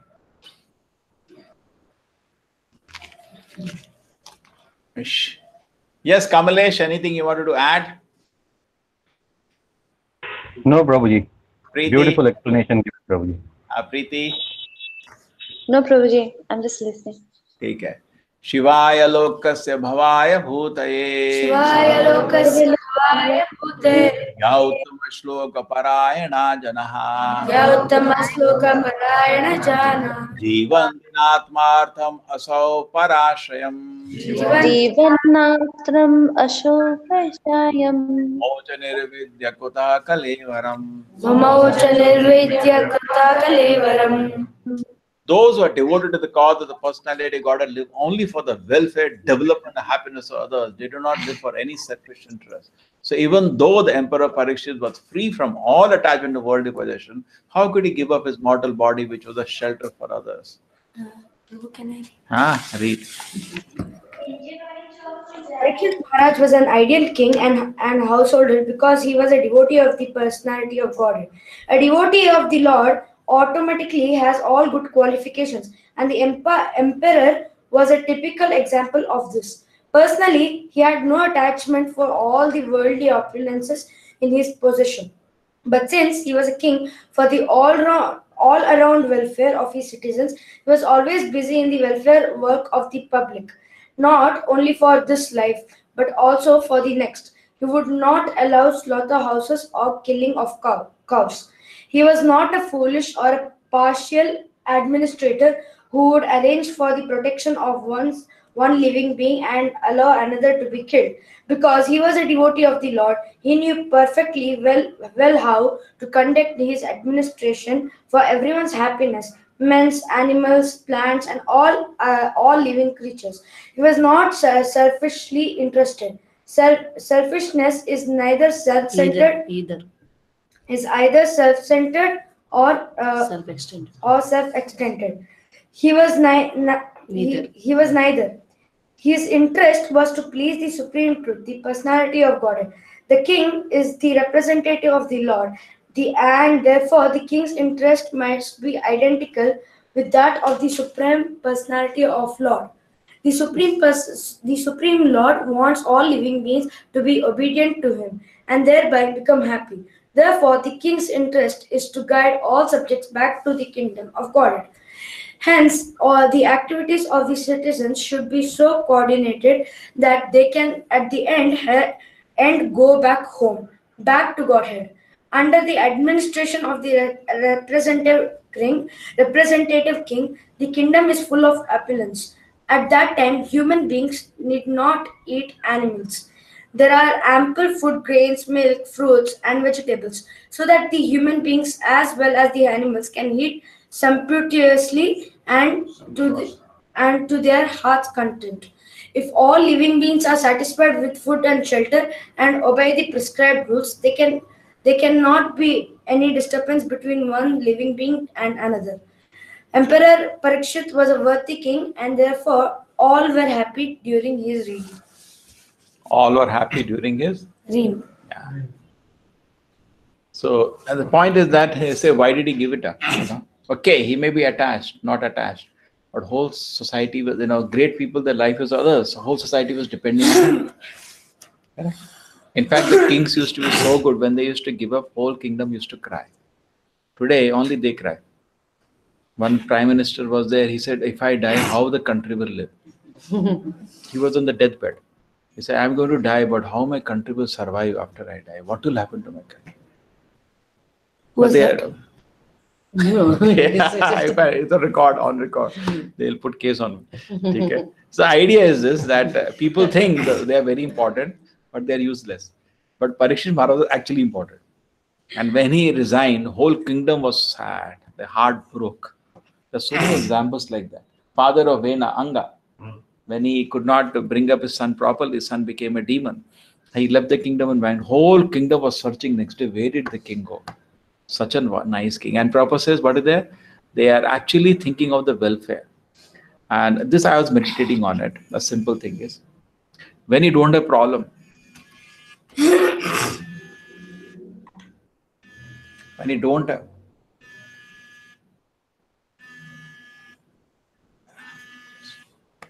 Hare Krishna, Hare Krishna, yeah. Prabhuji. Yeah. Yeah. Yeah, tell me. You tell me in Hindi or English. Yeah, tell me. Yeah.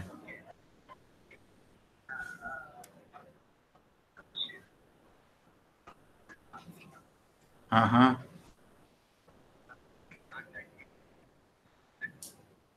See, Prabhuji, now, can I call you after my class? I'm in the middle of class now. Okay. 1 o'clock? 1 o'clock, 1 hour more. Yeah. Okay. Yeah.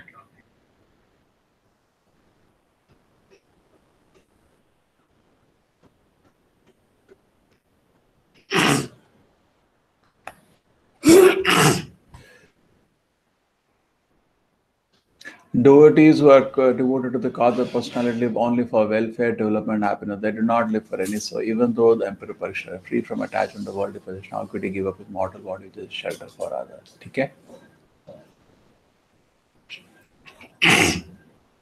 Okay, so he's basically, Krishna's vision is there, that everybody come back to his lotus feet. He's representing Krishna. The world belongs to Krishna. So whoever is ruling the world, he has to rule on behalf of Krishna. It is not his word, Krishna's word, correct? On behalf of Krishna is the ruler. So he has to participate in Krishna's business. Okay. We have little Kirtan, not feeling tired. What do you feel? Mataji? Can you just complete what you were saying? Which one? You were saying that when Parikshit left, the whole kingdom was sad. So you were saying something that I was actually meditating. You were saying something. No, same. Anga, when he went, they were Rajarshis. Actually, they were saints. They're just playing the part. It is irreplaceable. You cannot get a person like that.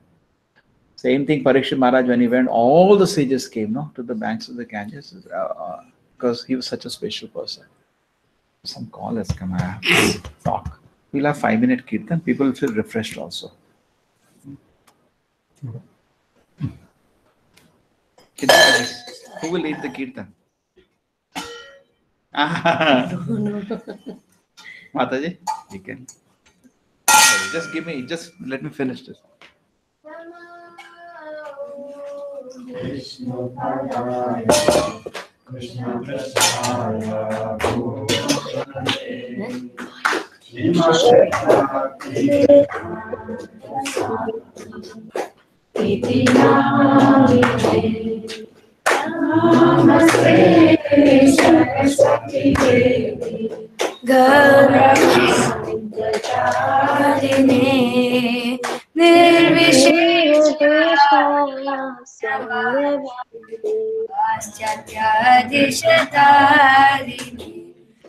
Shri Krishna Chaitanya Prabhu Nityananda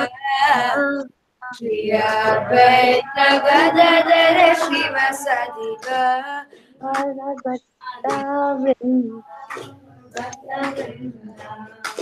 Hare Krishna, Hare Krishna Krishna, Hare Hare, Hare Rama, Hare Rama, Rama Rama, Hare Hare Krishna, Krishna Krishna, Hare Hare, Hare Rama, Rama Rama, Hare Hare, Hare Krishna, Hare Krishna, Hare Krishna Hare Hare, Hare Rama, Hare Rama, Rama Rama, Hare Hare, Hare Krishna, Hare Krishna, Krishna Krishna, Hare Hare, Hare Rama, Hare Rama, Rama Rama, Hare Hare, Hare Krishna,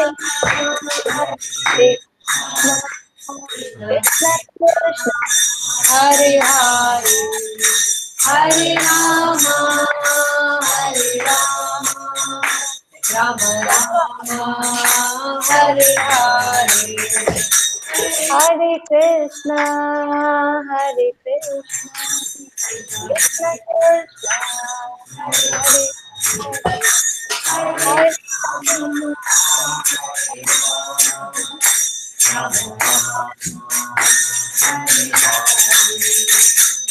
Hare Krishna, Hare Krishna, Hare Hare, Hare Rama Rama, Hare Hare, Hare Krishna, Krishna Rama, Hare Hare Rama, Hare Rama, Rama Rama, Hare Hare, Hare Krishna, Hare Krishna,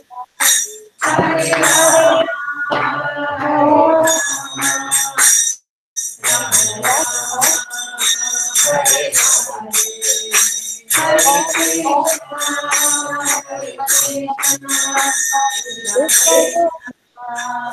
Hare Hare, Hare Rama, Hare Rama, Rama Rama, Hare Hare, Hare Krishna, Hare Krishna,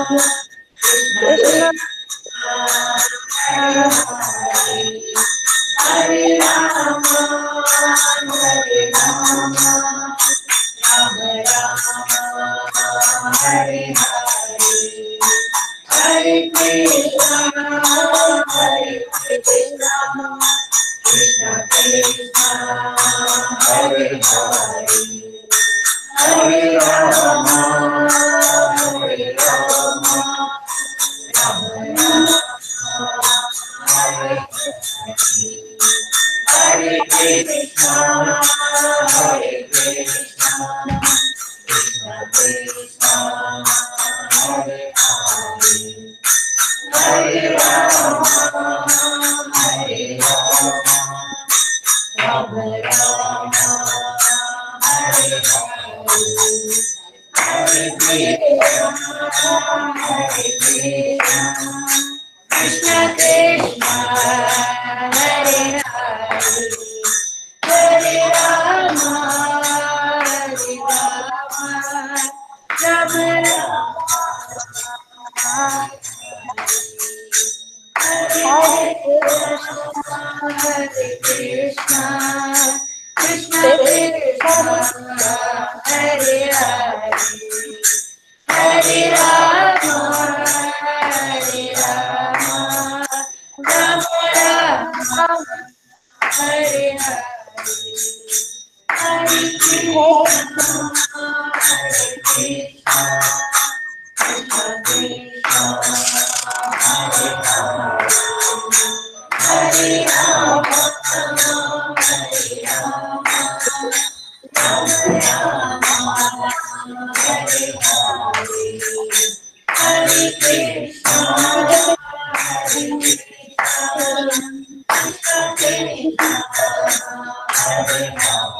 Hare Krishna.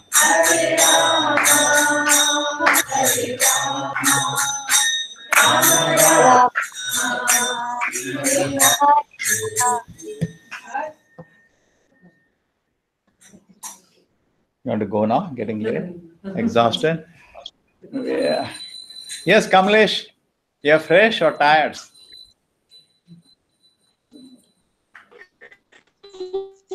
No, Prabhuji, I am not. Fresh, okay. Okay. So this is Veda 12. 13, 12 हो गया? 13 also you read the translation. No, I have to run. Tat sarvam nam samachakshva prishto yadiya kinchana Krishto yadiya kinchana Kinchana Manyetam yashaya Manitam atam Sanatam We know that you are expert in the meaning of all subjects except some portions of the Vedas. And thus you can clearly explain the answers to all questions we have just put to you. I was going to read. The difference between the Vedas and the Puranas is like that between the Brahmanas and Parivrjakas. The Brahmanas are meant to administer some fruitive sacrifices mentioned in the Vedas, but the Parivrjakacharya or learned preachers are meant to disseminate transcendental knowledge to one and all. As such, the Parivrjakacharya are not always expert in pronouncing the Vedic mantras, which are practiced systematically by accent and meter by Brahmanas, who are meant for administering Vedic rites. Yet, it should not be considered that the Brahmanas are more important than the itinerant preachers. They are one and different simultaneously because they are meant for the same and indifferent things.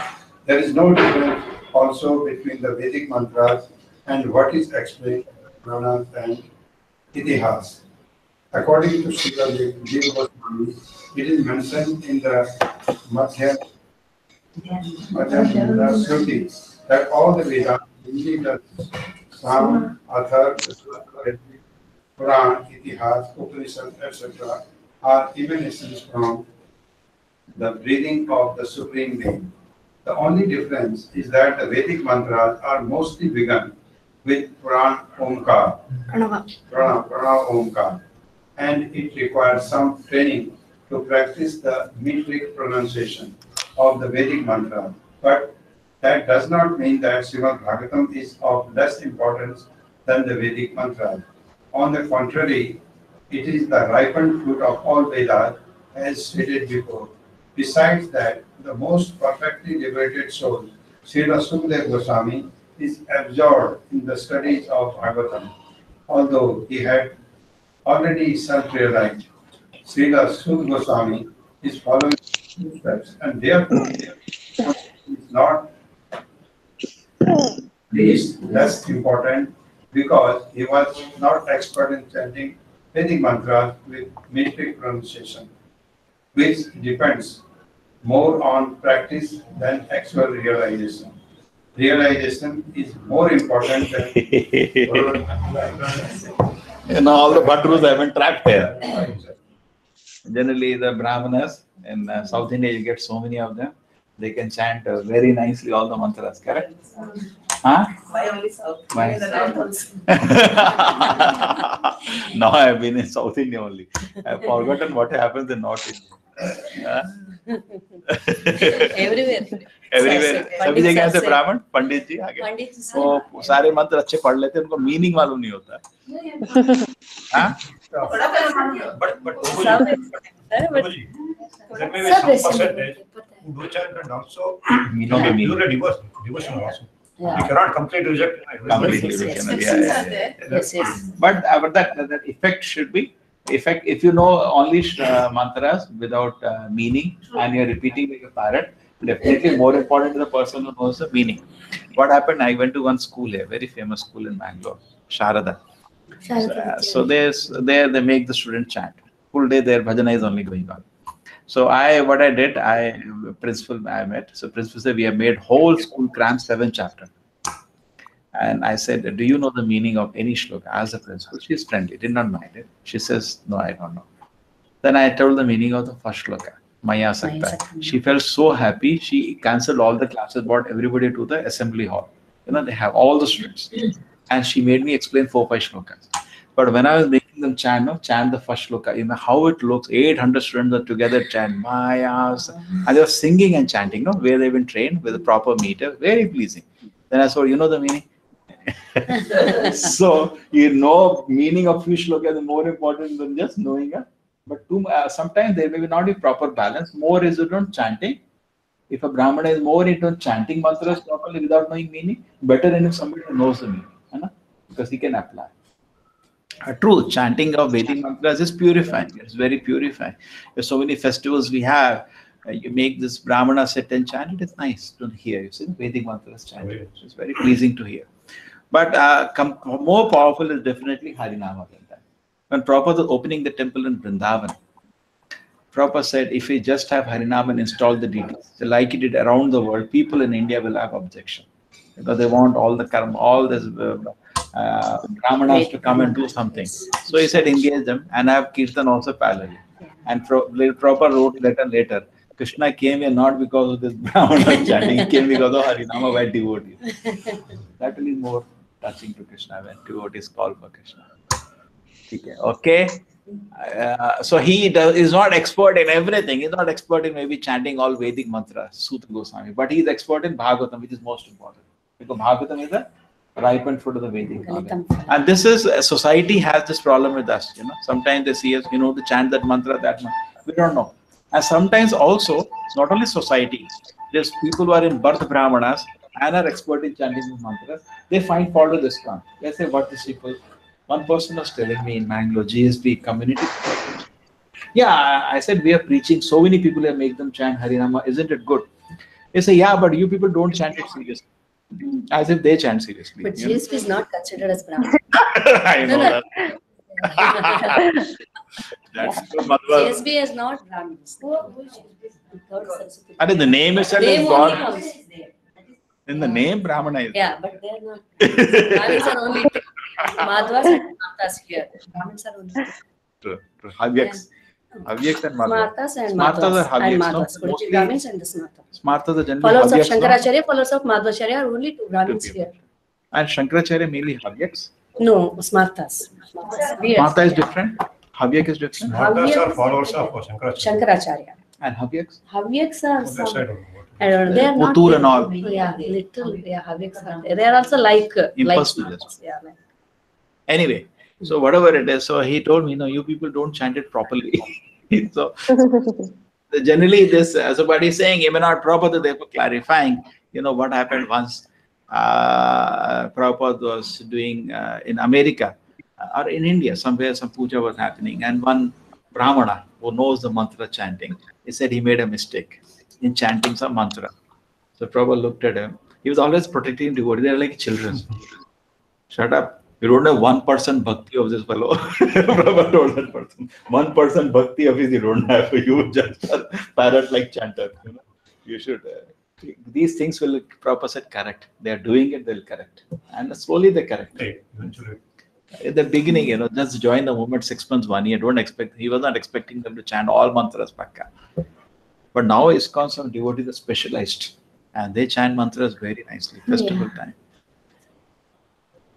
Suta vacha Dvapare samanu prapte Tritiye yuga paryaye Dada parasharadh yogi Vashavyam Kalaya Harihe. Suta Goswami said when the second millennium overlapped the third, the great sage Vyasdeva was born to Parashara in the womb of Satyavati, the daughter of Ashur. I was going to read this. This is a very, very important verse, and most of you will get a shock now by the meaning. Somebody want to read? There is a chronological order of the 4 millenniums, namely Satya, Dwapara, Treta and Kali. But sometimes there is a overlapping during the regime of Vayostava Manu. There was an overlapping of the 28th round of the 4 millenniums. And the 3rd millennium appeared prior to the 2nd. In that particular millennium, Lord Sri Krishna also descended. And because of this, there was some particular alteration. The mother of the great sage was Satyavati, the Vasu fisherman, and the father was the great Parasharamuni.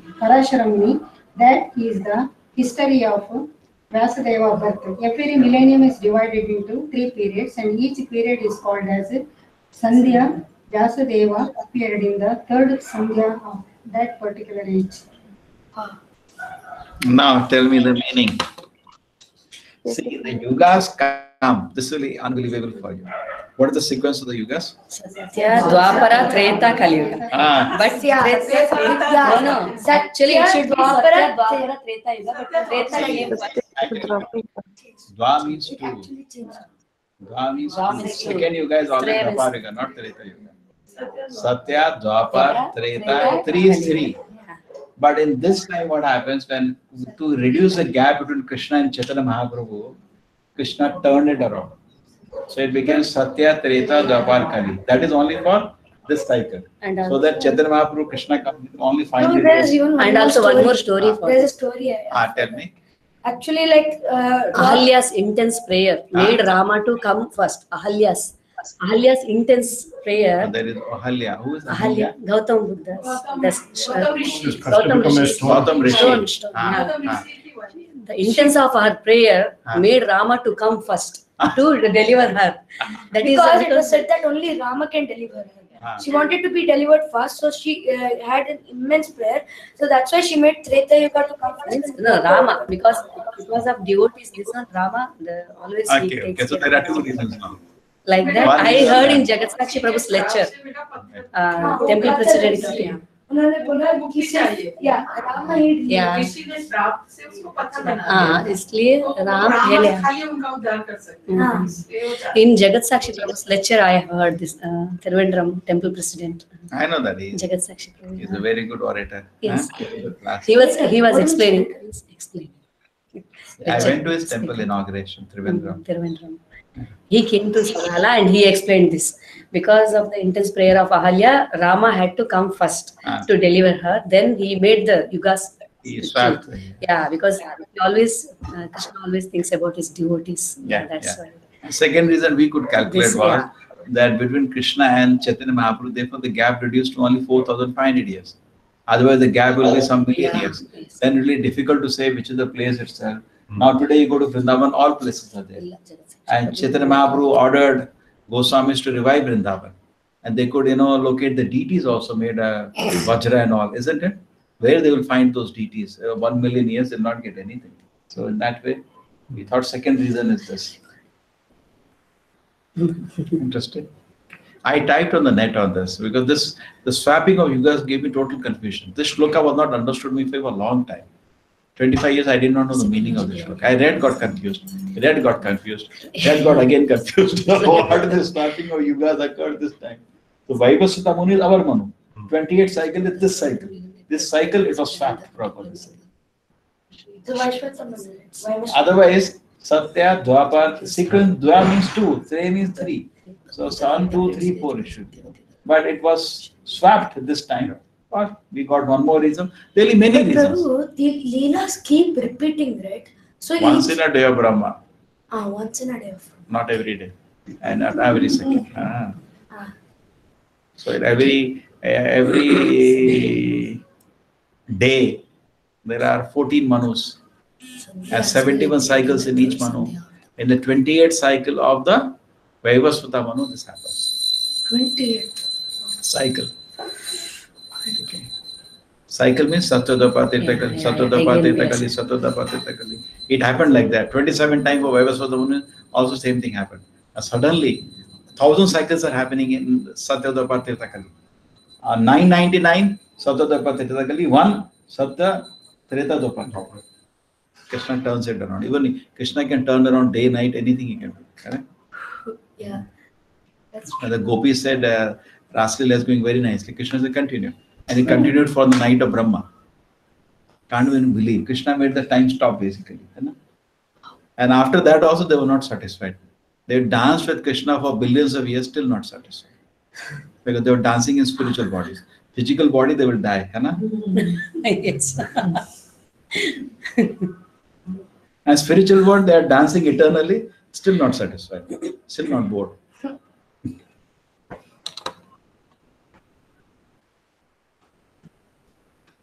This is clear, Badrinath? This is clear? General sequence is Satya, Dapar, Teta, Kali, even Dvi is 2. So it should be 1, 2, 3, 4. 1 out of 1,000, only one time when Krishna appears, things are turned around. Okay, Preeti, you could understand this? Sa kadachit sarasvatya jalam suchihi Upasriya Jalam Suchi. upasprishya jalam suchihi Upasriya Jalam Suchi. vikta eka asina Vikta Asina. udite ravi mandale. Udite Ravi Mandale. Once upon a time, he Vyasdeva, as the sun rose, took his morning oblation, the water of the Saraswati, sat down alone to concentrate. Anybody? Somebody like to read? But it's very small. The river Saraswati is flowing in the Badrikashama area of the Himalayas. So the place indicated here is Samya Prasha in Badrikashama, where Sri Vyasadeva is residing. Okay, simple. So he sat down. Badrikashram. Who has visited? Mataji has visited? There is a Vyasa Gufa over You have never visited. Mummy ने भी देखा Badrikashram. Vyasa Gufa है ना वहाँ पर? Where this was. छोटा सा जगह room. We think to do big things, we need big place. Small room, we did everything. है ना? छोटे से कमरे में he produced Bhagavatam, है ना? He produced all the Vedic literature sitting there, Mahabharata. Prabhupada also preached in that small ashram only. Prabhupada also, if you go to the room in Radha Damodar temple, small. So it's not a small or big, the conscience is most important. Somebody wrote to Prabhupada, we are only 3 devotees. Prabhupada said, number is not important, consciousness is important. Consciousness is good. One man can change the world. Consciousness is bad, 1,000 really useless. So what is important is consciousness. The great sage Vyasdeva saw anomaly the duties of the millennium, and this happens on earth in the different ages due to unseen forces that cause it. We didn't chant the shloka.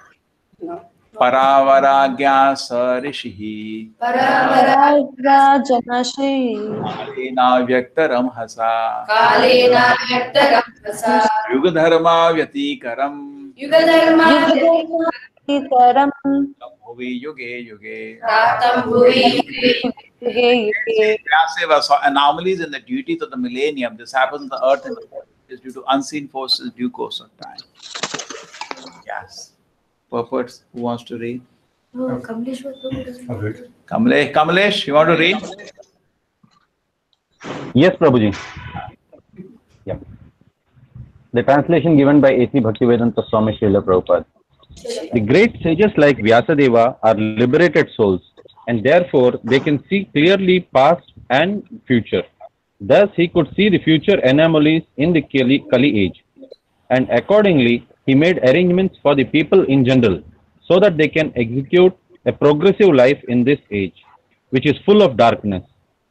The people in general in this age of Kali are too much interested in matter, which is temporary. Because of ignorance, they are unable to evaluate the essence of life and be enlightened in spiritual knowledge.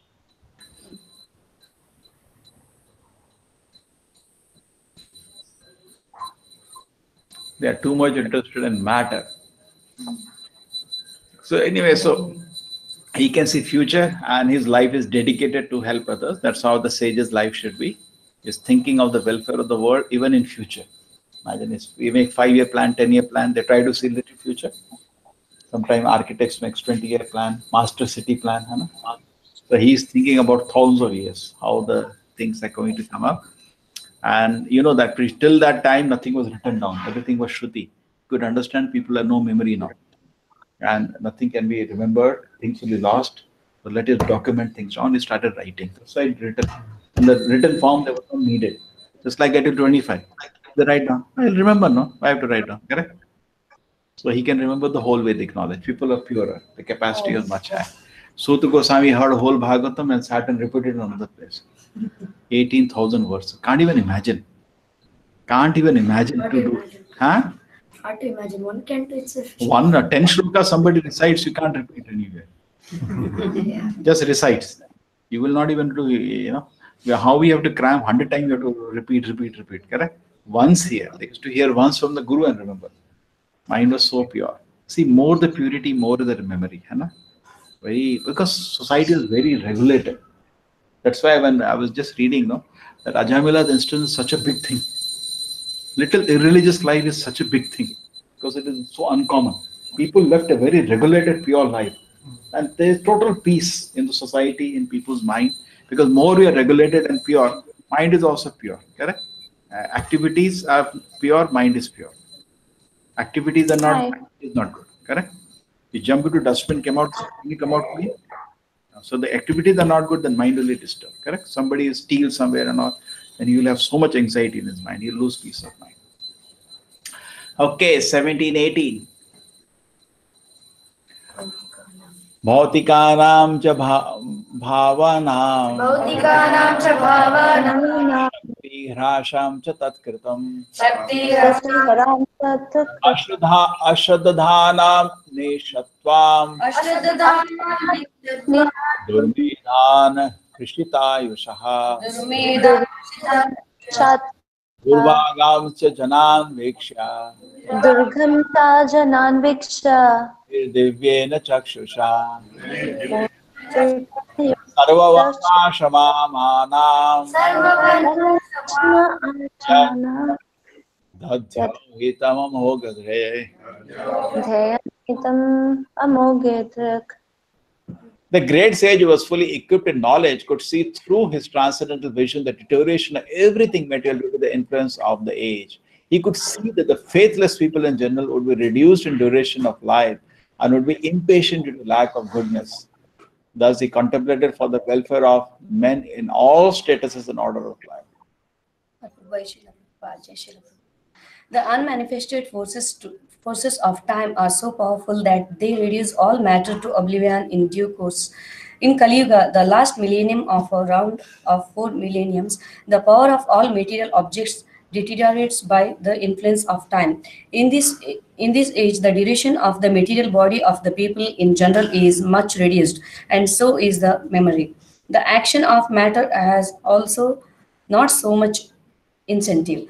The land does not produce food grains in the same proportions as it did in other ages. The cow does not give as much milk as it used to give formerly. The production of vegetables and fruits is less than before. As such, all living beings, both men and animals, do not have sumptuous, nourishing food. Due to want of so many necessities of life, naturally the duration of life is reduced. The memory is short, intelligence is meager, mutual dealings are full of hypocrisy, and so on. The great sage Vyasadeva could see this by his transcendental vision. As an astrologer can see the future fate of a man, or an astronomer can foretell the solar and lunar eclipses. Those liberated souls who can see through the scriptures can foretell the future of all mankind. They can see this due to their sharp vision of spiritual attainment. And all such transcendentalists who are naturally devotees of the Lord are always eager to render welfare service to the people in general. They are the real friends of the people in general, not the so-called public leaders who are unable to see what is going to happen 5 minutes ahead. In this age, the people in general, as well as their so-called leaders, are all unlucky fellows, faithless in spiritual knowledge and influenced by the age of Kali. They are always disturbed by the various diseases. For example, in the present age, there are so many TB patients and TB hospitals, but formerly this was not so because the time was not so unfavorable. The unfortunate men of this age are always reluctant to give a reception to the transcendentalists who are representatives of Srila Vyasadeva and selfless workers always busy in planning something which may help everyone in all statuses and orders of life. The great philanthropists are those transcendentalists who represent the mission of Vyasadeva, Narada, Madhva, Chaitanya, Rupa, Saraswati, etc. They are all one and the same. The personalities may be different, but the aim of the mission is one and the same, namely to deliver the fallen souls back home, back to Godhead. Okay. So he can see, very interesting, Prabhupada says the line, he said people can't know what is happening 5 minutes later and they want to be leaders. And Vedavyasa is a real leader, he could foresee for the whole ages. And then Prabhupada is saying the people are faithless and duration of life is left, they are lack of goodness, they are impatient. And he's thought about the disturbed people and he thought, what should I do? How should I guide them so that they can take benefit? Prabhupada is saying everything reduces. Actually, it says at the end of Kali Yuga, nothing will be there. Then people will only eat each other. There's no food. No food. They say cow will be the size of a goat. Later. Huh? So it's not started yet. It will happen. It will happen. And the fruits, there are only seed, big seed, no pulp only. And no milk, no food, no milk. What people will do, eat each other. So before that, then Kalki will come to cut everybody. All people will become very, very bad. Before that, go back. Yeah, we should go back. Otherwise, Huh? We should not come back in another form. Maybe another life. We will take another life, maybe. So next life should be Vaishnava. Huh? Prabhu, I have one. We all are scared of. Scared of coming back.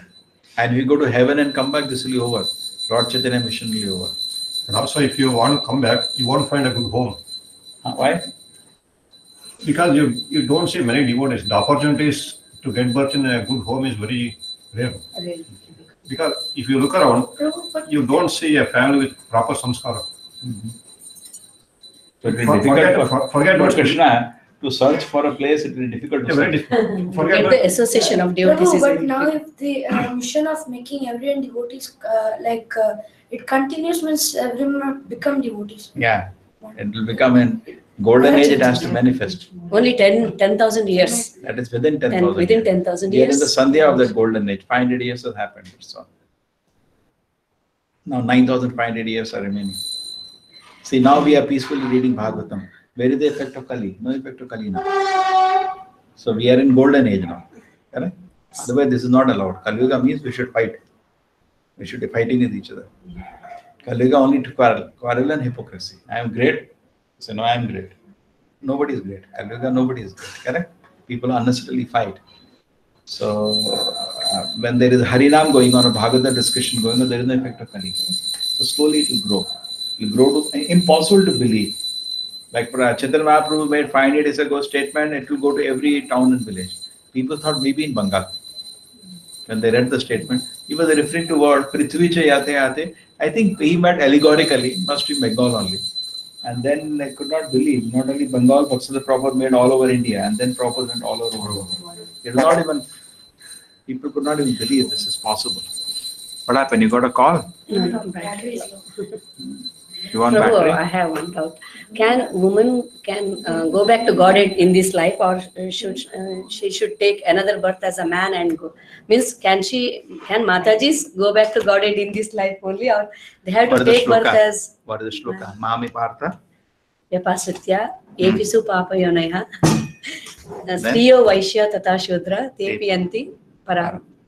You want the battery? have a battery. No, it's okay. Battery is there on the table. Give. Charger, no problem. Charger. Small wire. So in this life they can go. Any means woman also can go back to Godhead. Yeah, that's what Bhagavad Gita says, no? Mami Partha Vyapashita Tepi Papayonaya Striyo Vaishyattva Shudra Tepi Anti Paramgati. Paramgati is there in the... Huh? He's telling everyone is woman. Only Vishnu Krishna is. He has understood that, huh? You know that? All Atma is female and only Param Purusha. He's saying only what you are telling. All are female. In the sense that when, who was the person, which discussion happened? Mirabai. Mirabai went to Vrindavan. Yes. So she said, I want association of Rupa Goswami. Rupa Goswami, I'm a sannyasi, I can't meet a woman. So she sent a message, I heard in Vrindavan there is only one male. So anyway, Rupa Goswami is Manjari. Rupa Manjari. He said, come. Then he, yeah. You know that? You heard about that? Yes. Yeah, it's a famous statement. So in the one sense, because Krishna is the only enjoyer and we are all enjoyed. So he is the only Purusha, we are all Prakriti. So Krishna is the enjoyer, only enjoyer. We are not enjoyers. Last 200 years actually there's an improvement in life expectancy. Last 200 years there's actually an increase in life expectancy. The doctor is saying, how do you say this statement that life is? See, I have... Because like you said, not because after Chaitanya Mahaprabhu came, you want to be a golden age. We attributed to scientific progress and so last 500 years only, you're saying. Convinced that people are living longer because of science and Yeah. See, another thing is that as Kali Yuga, see what happened to Iraq and Syria. People will just kill each other. Correct? If there is no God consciousness, people will go down. Just like dogs are there in a room, they'll only fight. So people are going down on a very low level. So they will just kill each other. They're not. And Prabhupada said most of the diseases are due to unhealthy lifestyle. Correct? Most of the diseases are lifestyle diseases now, isn't it? So a very disorganized life and very irregulated life in terms of eating, sleeping, mating, defending, the total irregulation. Therefore, their life is going down, isn't it? Little life, and because Chaitanya Mahaprabhu movement he is feeling, yeah. Is it because Lord Chaitanya movement, the life expectancy of people is going up? Medically, they say life has improved. No, it's not improving. Every day by day, it's life expectancy. People may live longer, but it's not quality life. Quality has come down. last 200 years. But quality has come down. Yeah, quality has come People are living longer, much longer. No, they're not living longer. In 30, 35 years, only sometimes they get heart attack. Means the diseases are the cancer patients, everything is increased now. That is okay. And see, another one which can be little, see, the abortion is a murder. And 33% pregnancies are aborted today. So if you take include that, the life is reduced drastically. See, out of 1 out of 3 pregnancies, that life is only 2 months, 3 months. He's killed in the womb only. Average out, yes. Average out, it will come down. He doesn't know what is abortion. No. Okay, forget it. Abhi sochne ki zarurat nahi. Those who are born, certainly the longevity has decreased. Yeah, that's what. So he's saying it is because golden age has started. But pills and tablets and medical assistance. Medication. Previously, people didn't used to take any medication. You know that joke? That there is one person whose name is B.M. Hegde. He was a vice chancellor of Mahe. He was my good friend. So he is become now little more pro for natural medication. I have heard of So this. he says that in Israel, he has a record. 1 year, the doctors went on strike. Yeah, I heard that. Yeah. And then the number of people dying reduced that year. In all his speeches, he gives date also. This date, this year, to this date, this year. Doctors went on strike. And number of people dying reduced. And basically, he's also a doctor. He's an Ayurvedic doctor. Now he is more into natural medicine. Yeah. Previously, he is an allopathy. Allopathy, okay. Now He is the vice chancellor of Mahe. Very big doctor he was. Now he's into natural. Now he's into natural. He says we should give more into natural medication. He is the one who told about coconut oil. People were saying coconut oil is bad. Yes, now people have come back to coconut oil. Yeah. That is just to promote soybean oil. They, it's like that. Chalo. Okay. Who was full in all could see. So he could foresee some deterioration in Kali Yuga, and he requested for. Gave the way. He's now thinking what to do. He's thought about the welfare of the people, knowing the reality of the situation. Prayana alpayasha sapya kala usman yujana manda sumanda matiyo manda bhagya padita. They're very disturbed. They have no brain, buddhus, and no intelligence. Always memory short. These things are all true. Memory is short. Now after the mobiles, memory is totally gone. Yeah. Previously, we used to remember numbers of people. One numbers we used to remember. Everything is there. Even calculation now we need something. Previously, we could do additions, sheets. And see, mutual dealings are full of hypocrisy. This all is true. Okay? Age is now contested. Let us, we want Krishna to reveal more. But Shastra says age reduces in Kali Yuga. But he's saying it has last few hundred years has increased. Maybe because of golden age. Manifesting. That is what scientifically they say that way. They That say, but- expectancy has gone up. But again, if you see, Yeah, it's not actually. But quality of life has According come to down. according to science. people are dying younger also. People are dying younger also now. Why don't you both have a debate? No, no, No, these are all Debate. not lifestyle diseases like She's telling- after the class. After the Debate on no, the life increase or Yeah, decrease? decreased actually. It's decreasing. No, but scientifically facts, Yes, the yes. statistics say that it's increasing. No, doctor? Yes. Huh? Earlier, like India, before the era, around 25 years or 30 years old, that is average. Ah. People die in childhood. That's wrong data. That is because of Mark. He's saying wrong data. Yeah. British, twisted everything about Yeah. India. And- Every single thing. They made India look like, completely, what do you say? Fair state. Yeah. State.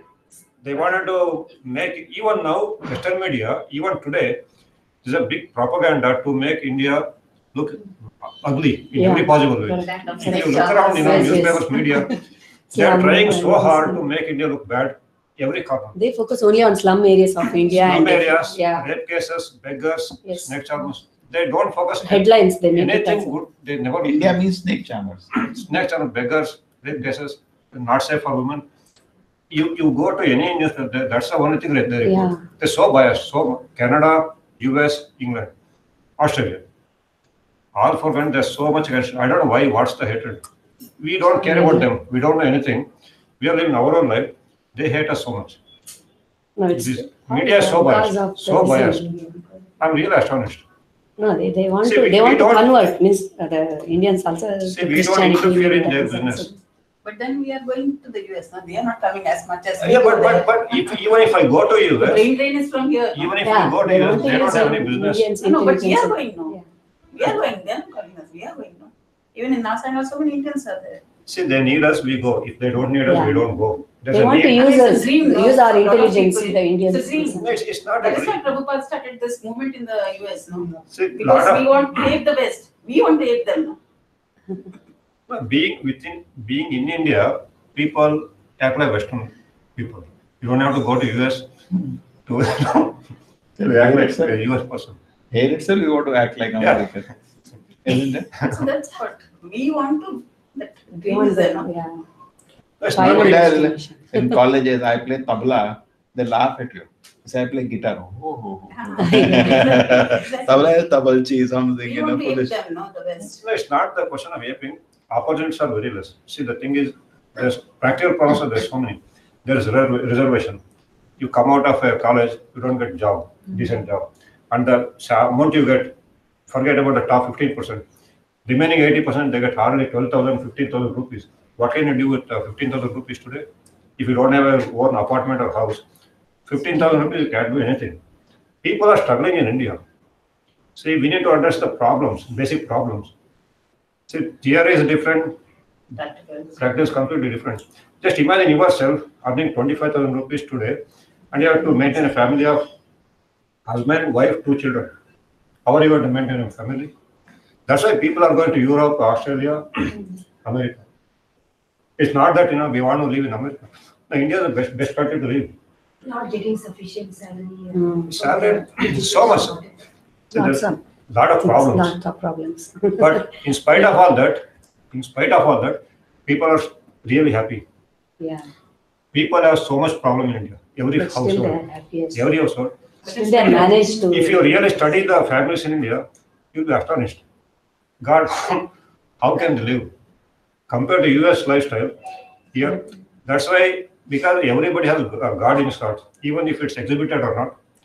You go in auto, whenever a temple comes, you say like this. You go in a bus, you will always put a garland.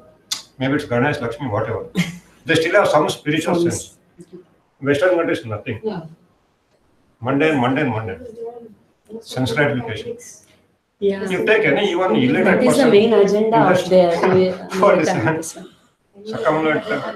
temple, Ayappa, whatever. That is why they are focusing on me. So there is spirituality in Main India. agenda is yes. God is still taking care of India in spite of all this mess now. Hare Krishna. Preeti, you could understand? Okay. You are muted, Preeti. Okay. Is not in contact.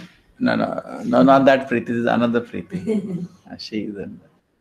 The girl was fully equipped in knowledge, could see through the transcendental within duration, everything material. Due to the influence of the age, you could also, the faithless people in general, would be reduced in duration, life, impatient with lack of goodness. That is, this welfare of all men state of life. See, impatient due to lack of goodness. Dhira, adhira. You are dhira or adhira? Dhira. Trying to be. Huh? Trying to be. Trying to be.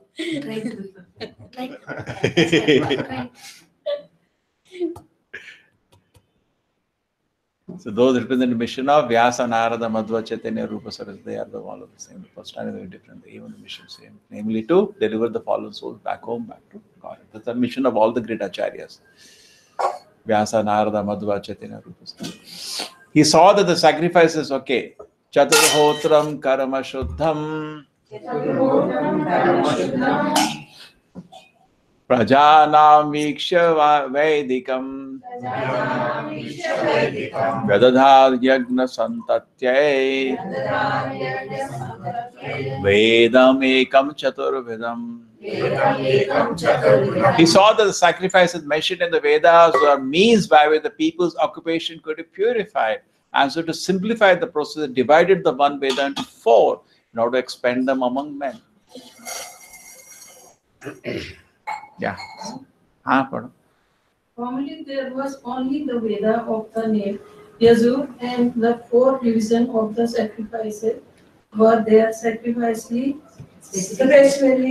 mentioned, but no made them more easily performable. The Veda was divided into 4 divisions of sacrifices just to purify the occupational services of the 4 orders.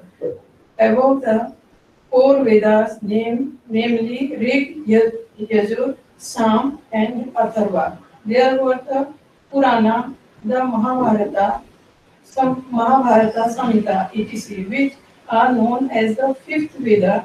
Sri Vyasadeva and his many disciples were all historical personalities, and they were very kind and sympathetic towards the fallen souls of this age of Kali. As such as the Purana and Mahabharata were made from related historical facts which explain the teaching of the 4 Vedas. There is no point in the doubting the authority of the Purana and Mahabharata as part of the partial of the Vedas. In the Chanakya Upanishad 7.1.4, the Purana and Mahabharata, generally known as histories, are mentioned as the Veda. According to Srila Veda Goswami, Srila Jiva Goswami, that in the way of ascertaining the prospective value of the revealed scriptures. चलो ऋग तो कौन सा पहले योग वेद था? Yajur. And then it got divided into 4. What are the 4 Vedas? Rig, Yajur, Sam, Atharva. So it got divided. And previously there was only which Veda? Yajur. Yajur Veda. First was Rig Veda. From Rig Veda, Yajur. From Yajur, Sama. No, not like that. It's not like that. Okay. Prabhu, I have a doubt.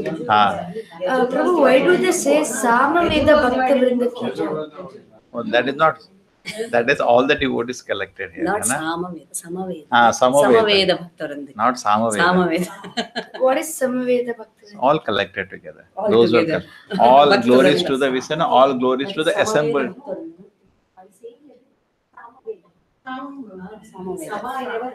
Samaveda Bhaktarandi. Not Veda, it is. Bhakta Vrinda ki jai. Say just Bhaktarandi. No. We say in English, no, all glories to the assembled devotees. That is that. Mataji, type in that your mobile, you will get the exact word. Okay, here internet is there. No, I will try. Internet is there. Wi-Fi you want? No, I will. I'll give you. No need, no need. 25 Mbps it is. So, You have to download something? no, he just No, wanted for to that check. internet thing, that's all. But now my mother will search. Yes, it's like. Okay, this is clear. This is he divided. And then Prabhupada is saying, don't put down these people. Puranas, Mahabharatas, Samhitas, don't put it on. It's equally important. And rather, Prabhupada gave a quotation itself, right from C. There's so much effort to give all this quotation he has given. From Chandogya Upanishad 7.1.4, it says, Adidak Mahabharata and Purana, the Pancham Veda. And there is a good argument Bhanu Maharaj had given in our place. Long time when I joined. He said that same personality is written. They say these are all illusory, Puranas, and Vedas are important. So he gave an argument. How can they say like that? Same person is the author of both. No, Now, suppose you have written one work which we respect. Your other work also should be respected. No, same author is there. An author is great. All his works are great. The Vedavyasas get such a great respect for writing Vedas. Why not for Puranas? He only is written. Srimad Bhagavata Mahamuni Krita, it is there, it was written by him. One comment I have already about Puranas is, see, some people have included some verses in Puranas. That's why they don't take it very serious. Some people. Therefore, parampara is needed. And That's the only reason. Chaitanya particularly gave the Bhagavata. Focus on the Bhagavata. I think the different Puranas glorify different deities. Huh? So different Puranas glorify different deities. If somebody starts comparing one another by taking a book together, they will find contradiction because it's like on somebody's birthday he is going to be glorified, others will not be glorified because that's his birthday. So the Puranas for that deity is glorified. But if people start comparing, they will start. Who's going to answer that now? Devi Purana, Devi is glorified. Shiva Purana, Shiva is glorified. So how we go to the answer? So it depends upon the ability to understand the people. To come to the Krishna consciousness, it is a high, this one. They can start with the worship of, means like Matsya Purana, they can read Matsya Purana first.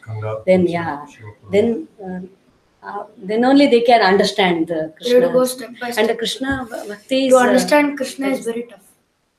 That is why they have to come through all these stages. Maybe it is like... So why you are able to understand it? He is not understood, he is trying to understand. How it is Completely easy. understood. About how it is easy for us. Why we are having faith and discussing Bhagavatam? What is the reason? We got the mercy of some devotees, Chaitanya Mahaprabhu, Prabhupada. How good We got the mercy. Yeah, No, no, mercy, karma mercy. will not help you understand Yeah, Bhagavatam. mercy, devotees. And Chaitanya association. Mahaprabhu should give mercy on everyone. Ah. He has given, No but one we has are, come. people are not But we taking. have to hold it. He's giving, you have to take, no? He's giving. He said, I have so many, he gives allegory. He said, I have so many mangoes, how can I distribute alone? You all help me distribute. You have to go and give that to somebody. That's why people go house to house, book distribution, they do something. People just meet devotees, they can't believe first. In my college, when I saw devotees, sadhu means dongi. Yeah, That was the that my confusion is picture. there everywhere. When I saw in my college, Rasraj Prabhu, I couldn't believe, the very personality, the integrity. This is a genuine person. Then faith develops. Philosophy comes later. First, people look at you. Correct? They see you are happy, then they develop so much. You saw that dance. The Dashavatara, they have not seen, no? Should I show them? Yeah, show them. That's very good. Huh? Yeah. किसी ने They'll चलाया understand mobile very में? nicely. आपने चलाया? Very Janavi nice. Harrison. Yeah. That girl who is dancing has become now famous singer of ISKCON. She is daughter of one of very senior ISKCON leaders in England.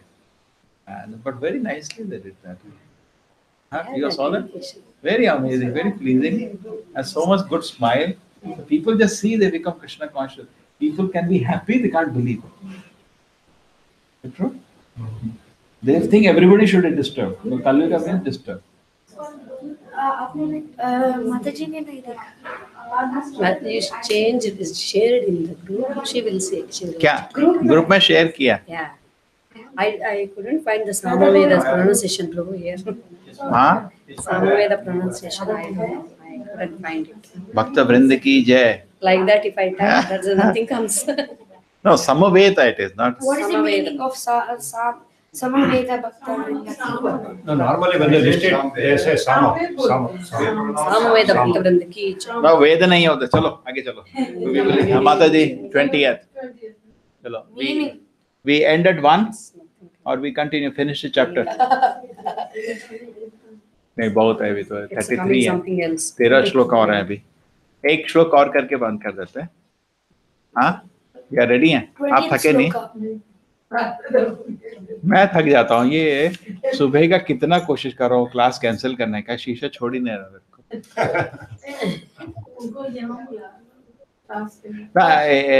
What do you say? Today everybody is there for. If it start at 9, then I can merge 2 programs, morning program and this program. Because what is happening now, 9 o'clock people see whatever it is, it takes energy out. The brain stops working. Last time also by 12:30, it has a capacity, stops working then. So if we start at 9, all of us at 9, the morning program merge here. Okay. Okay? So Shisha and all 9 baje. 9 to 12. But lunch is ready at 12:30. We'll do Kirtan at 12. Huh? Even if you start at 9, you are going to stop only at 9, at 1, I know. No, because of lunch. Because of lunch. Because of lunch. So we put it for 10. You are saving yourself. But see. No. Because of lunch I wanted to. Take at 9. We can take a half-an-hour break in between. Those who want to go, they won't feel bad to go. Yeah, that's what Shisha said. Some people, Manjula Mataji also may not be able to stay full because she has to go to clinic, she has to go rounds there. So 9 to 12, what do you feel? No, 9 is practical for you? Mataji, it works out or 10 is convenient? 9 is better. 9 is better. I think for you, see for women, 10 is better because they have to get ready, breakfast, get the house ready. For me, any 10. Mataji, which is convenient? 10 is convenient. Practical. Let us be realistic. Yeah, 10 is convenient actually. Because they have to get Take it, no problem. We'll continue with this. Only for another 2 weeks we will be here. For you, which is convenient? 9. No, because we will be here only for 2 weeks. Then Take care. Chalo. What is I have school this time. Preeti, what is convenient to you? 9 or 10 to start? Prabhuji, 9. She is in Pune. Nitya student. Same time zone. Okay. Chalo, last shloka we do, Preeti? Or we continue one more hour? 1 more hour? Yes, The 4 divisions of the original sources of knowledge, the Vedas, are made separately, but the historical facts and authentic stories mentioned in the Puranas are called the 5th Veda. There's no more. Take care. That's what same thing Prabhupada anyway said that in the purport. Tatra Veda Dhara Paila. Tatra Veda Dhara Paila. Samavego Jaimini Kavihi. Samago Jaimini Kavihi. Vaishapayana Evaiko. Vaishapayana Evaiko. Nishnato Yajusam Uta. Nishnato Yajusam Uta. After the Vedas were divided into the 4 divisions, Paila Rishi became the professor of the Rig Veda, Jaimini the professor of the Sam Veda, and Vaishapayana alone became the glorified one of the Veda. So different Vedas are interested in different learned scholars of development in various ways. Atharvangiri Samasi Sudaruno Munihi Ityas Puranam Cha there's no cha there. Itihasa Purananam Pitamiro Maharshanaha Sumantumani Angira, who was very devotedly engaged or interested in the Atharveda, and my father Romaharshana was interested in the Purana and the historical record. Yeah, we'll read. Small purport. Who is my father? His father. Suta Goswami. Swami's father is Romaharshana. Romaharshana Suta. He was killed by Balaram, no? Killed by Balaram. What is the story? Actually, like Romaharshana was giving a lecture to people, sages, and they were about to give him the boon that he can live for 1,000 years. And that They gave him the boon. Yeah, they gave him. That time Balarama came. He didn't pay obeisances, so Balarama got angry and took a kusha grass and just touched him with him, and so he died. So the sages asked him, so that 1,000 years boon, who will he give to? So he said, Balarama said that you can give that same, Transfer Yeah. that to now. You can transfer that boon to the son of Romaharshana, Ugrashava Suta. Yeah, see what happens. Balaram actually like he is like always Guru. transcendental. Guru. Nityananda Prabhu is also like that.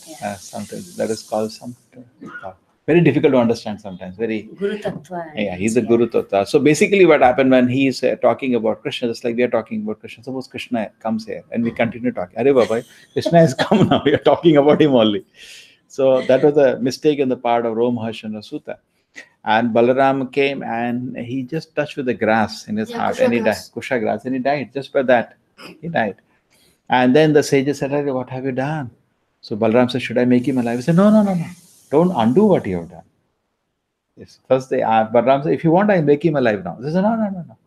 Don't undo. But now what do? We blessed him to stay for a long time. He said, we will transfer to his son. And then they said, you should do some prayashita as a Kshatriya. Balaram said, yes. So he went all over India to prayashita because Brahmana Hatya had happened, no? All over India too? He went for two pilgrimages. He visited all the temples. Well, that's just for an example. A Kshatriya, if he kills a Brahmana, he should do like that. Brahma Hatya in that way. And he visited all the temples except Jagannath Puri, it seems. Because in Jagannath Puri, he himself is there. That's why he didn't visit. Huh? Like that, I have heard in one lecture. So many temples he has his own. No. Balram no, that is now. When he was there, no, Balram did it. That is Prabhupada. After the made. class, you have a debate. Huh? Okay, so different people got. Romaharshana was given the Puranas. Okay? And my father, the Romaharshana Suta, was given, and he was the next Suta Gosai. And you see that Suta Gosai narrating Bhagavatam, we don't see in his heart any trace of any upset for Balaram. Because he knows God cannot do anything wrong. You understand? So sometimes the Krishna, God acts, is not easy to understand, but it is always Adbhuta Karmana. Every activity of God is wonderful. So there is a wonder. But sometimes we will not understand at that time. We'll understand later. Okay, but the essence was very clear that without having devotion to God, don't glorify Him. Don't make it as a profession. So there was a trace of pride and neglect for God himself, which Romaharshana Sutta showed. So the Lord corrected him, isn't it? The purports you can read in that area when it comes proper explains. We can see Suta Goswami, the son, is peacefully glorifying, and he has been blessed by Balaram. Balaram made him sit in the asana. He gave him the same blessings. Gave him all spiritual knowledge. So he's speaking so wonderfully. Sa eta rishayo vedam Swam Vesan Anekada. Oh. In the Shruti mantras also it is said that Angira Muni, who was strictly followed the rigid principle of Atharveda, was the leader of the followers of Atharveda. Okay, so there is one more proper set. Angira, who was a devotee, wasn't it? Okay, it said Shruti Mantra also this is said. In the Vedas also it is said about this. Mahabharata, Bhagavatam it is said, it is also said in the Vedas. Shruti Mantra means Vedas and the Upanishads. Okay. All the learned scholars in their turn rendered their interested Vedas into the many disciples and grand disciples and great grand disciples, and thus the respective branches of the Vedas, followers of the Vedas came into being. Who's going to Mataji? Read.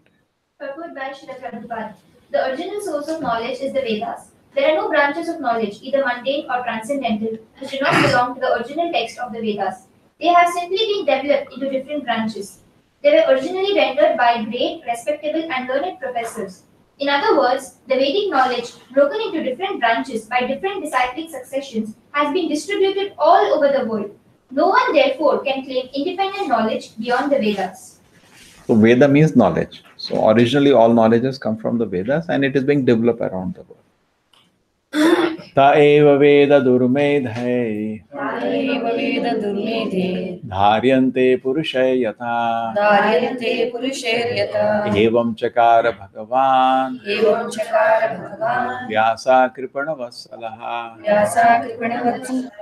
So the great sage Vyasadeva, who is very kind to the ignorant masses, edited the Vedas so that they may be assimilated by the less intellectual men. Yeah, long purport. Who will read? The Veda is one, and the reasons for its divisions in many parts are explained herewith.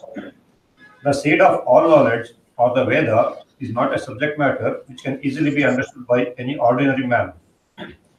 There is a structure that no one should try to learn the Vedas who is not a qualified Brahmana. This stricture has been wrongly interpreted in so many ways. A class of men who claim Brahminical qualifications simply by their birthright in the family of a Brahmana claim that the study of the Vedas is a monopoly of the Brahmana caste only.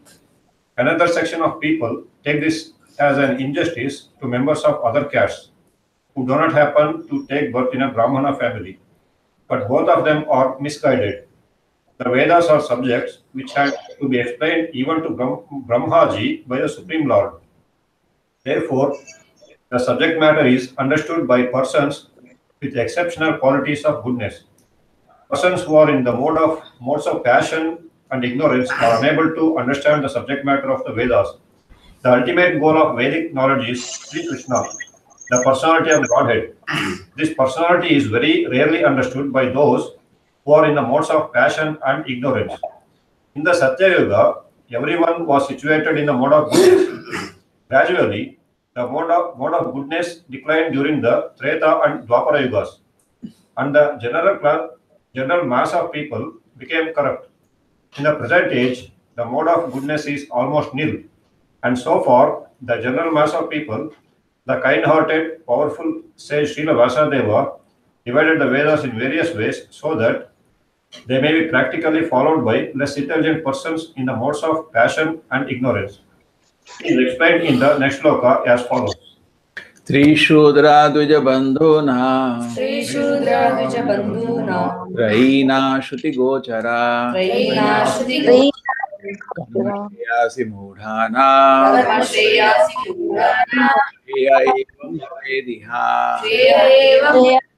Vediha Mataram Akhyayana Iti Brahma Akhanam Kripaya Munina Kritam. Out of the compassion, the great sage thought it wise that they sought to enable men to achieve the ultimate goal of life. Thus, he compiled the great historical narration called Mahabharata for women, laborers, and friends of the twice born. Yeah, who will read? You will read.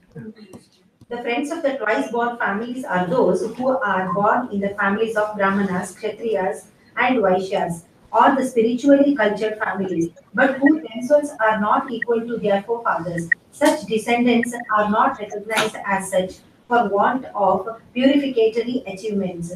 The purificatory activities begin even before the birth of a child, and the seed-giving reformatory process is called Garbhadhana Samskara. One who has not undergone such Garbhadhana Samskara or spiritual family planning is not accepted as being an actual twice born family. The Garbhadhana Samskara is followed by other purificatory processes, out of which the sacred thread ceremony is one. This is performed at the time of spiritual initiation. After this particular samskara, one is rightly called twice born. One birth is calculated during the seed giving samskara, and the second birth is calculated at the time of spiritual initiation. One who has been able to undergo such important samskaras can be called a bona fide twice born. If the father and the mother do not undertake the process of spiritual family planning and simply beget children out of passion only, their children are called Dvijabandhus. The Dvijabandhus are certainly not as intelligent as the children of the regular twice born families. The Dvijabandhus are classified with the Shudras and woman class, who are by nature less intelligent. The Shudras and woman class do not have to undergo any samskara save and accept the ceremony of marriage. The less intelligent classes of men named woman Shudra and unqualified sons of the higher caste are devoid of necessary qualification to understand the purpose of the transcendental Vedas. For them, the Mahabharata was prepared. The purpose of the Mahabharata is to administrate the purpose of the Vedas, and therefore, within this Mahabharata, the summary Veda of Bhagavad Gita is placed. The less intelligent are more interested in stories than in philosophy, and therefore, the philosophy of the Vedas in the form of Bhagavad Gita is spoken by the Lord Shri Krishna. Vedavyasa and Lord Shri Krishna are both on the transcendental plane, and therefore they collaborated in doing good to the fallen souls of this age. The Bhagavad Gita is the essence of all the Vedic knowledge. It is the first book of spiritual values, as the Upanishads are. The Vedanta philosophy is the subject matter for study by the spiritual graduates. Only the postgraduate spiritual student can enter into the spiritual or devotional service of the Lord. It is a great science, and the great science officer is the Lord Himself in the form of Lord Shri Chaitanya Mahaprabhu. And persons who are empowered by Him can initiate others in the transcendental loving service of the Lord.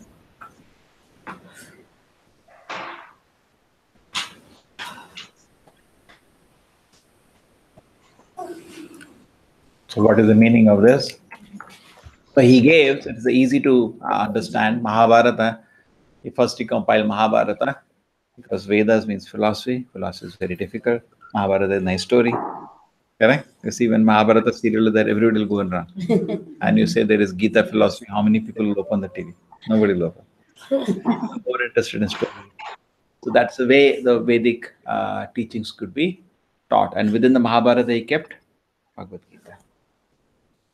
So he's thinking of the people and he's planning. So he has done now Mahabharata. But now still he'll not be satisfied. Evam pravittasya sada bhutanam shreyasi dvijaha sarvatmakenapi yada natusya dhridayam tataha. Oh, twice when Brahmana, still his mind was not satisfied, although he engaged himself in working for the total welfare of all people. Sri Vyasdeva was not satisfied with it, although he had prepared literature of Vedic value for all around welfare of the general mass of people. It was expected that he could be satisfied by all such activities. He was not satisfied. Okay, he did the work, he wrote Mahabharata, and there was some word there, Dvijabandhu, which I didn't explain. You all understood? Suppose you're born to a father is a doctor, you don't become a doctor. You have to train. So you're born to a Brahmin father, you have to become a Brahmana. You're born to a Kshatriya father, you have to become a Kshatriya. Just by birth, you're not a Kshatriya, correct? You have to get trained. You understand this? And that's called, if you're not trained, you're called Dvijabandhu. He's a relative of a Brahmana, not a Brahmana. Polite way to say you're not a Brahmana. If I say you're a relative of Brahmana, it's a polite way of telling you're not qualified to be a Brahmana. Therefore, the word is Dvijabandhu. Bandhu means? Relatives. You understood? Yeah. So polite way to somebody not to, so that's why they said the words were there, Dvijabandhu. Nayate prasidant hridayah saraswatyasate shucho vitarakayan viviktastha idam chovacha dharmaved. Thus the sage, being dissatisfied at heart, at once began to reflect because he knew the essence of the religion and he said within himself. Somebody? The sage began to search out of the cause of not being satisfied in at heart. Perfection is never attained until one is satisfied at heart. This satisfaction of heart has to be searched out beyond matter. That's the intelligence. He knows it's not within matter, it's outside matter. Dhrita vratena himaya chandamsi gurubho agnayaha manita nirvyakalikena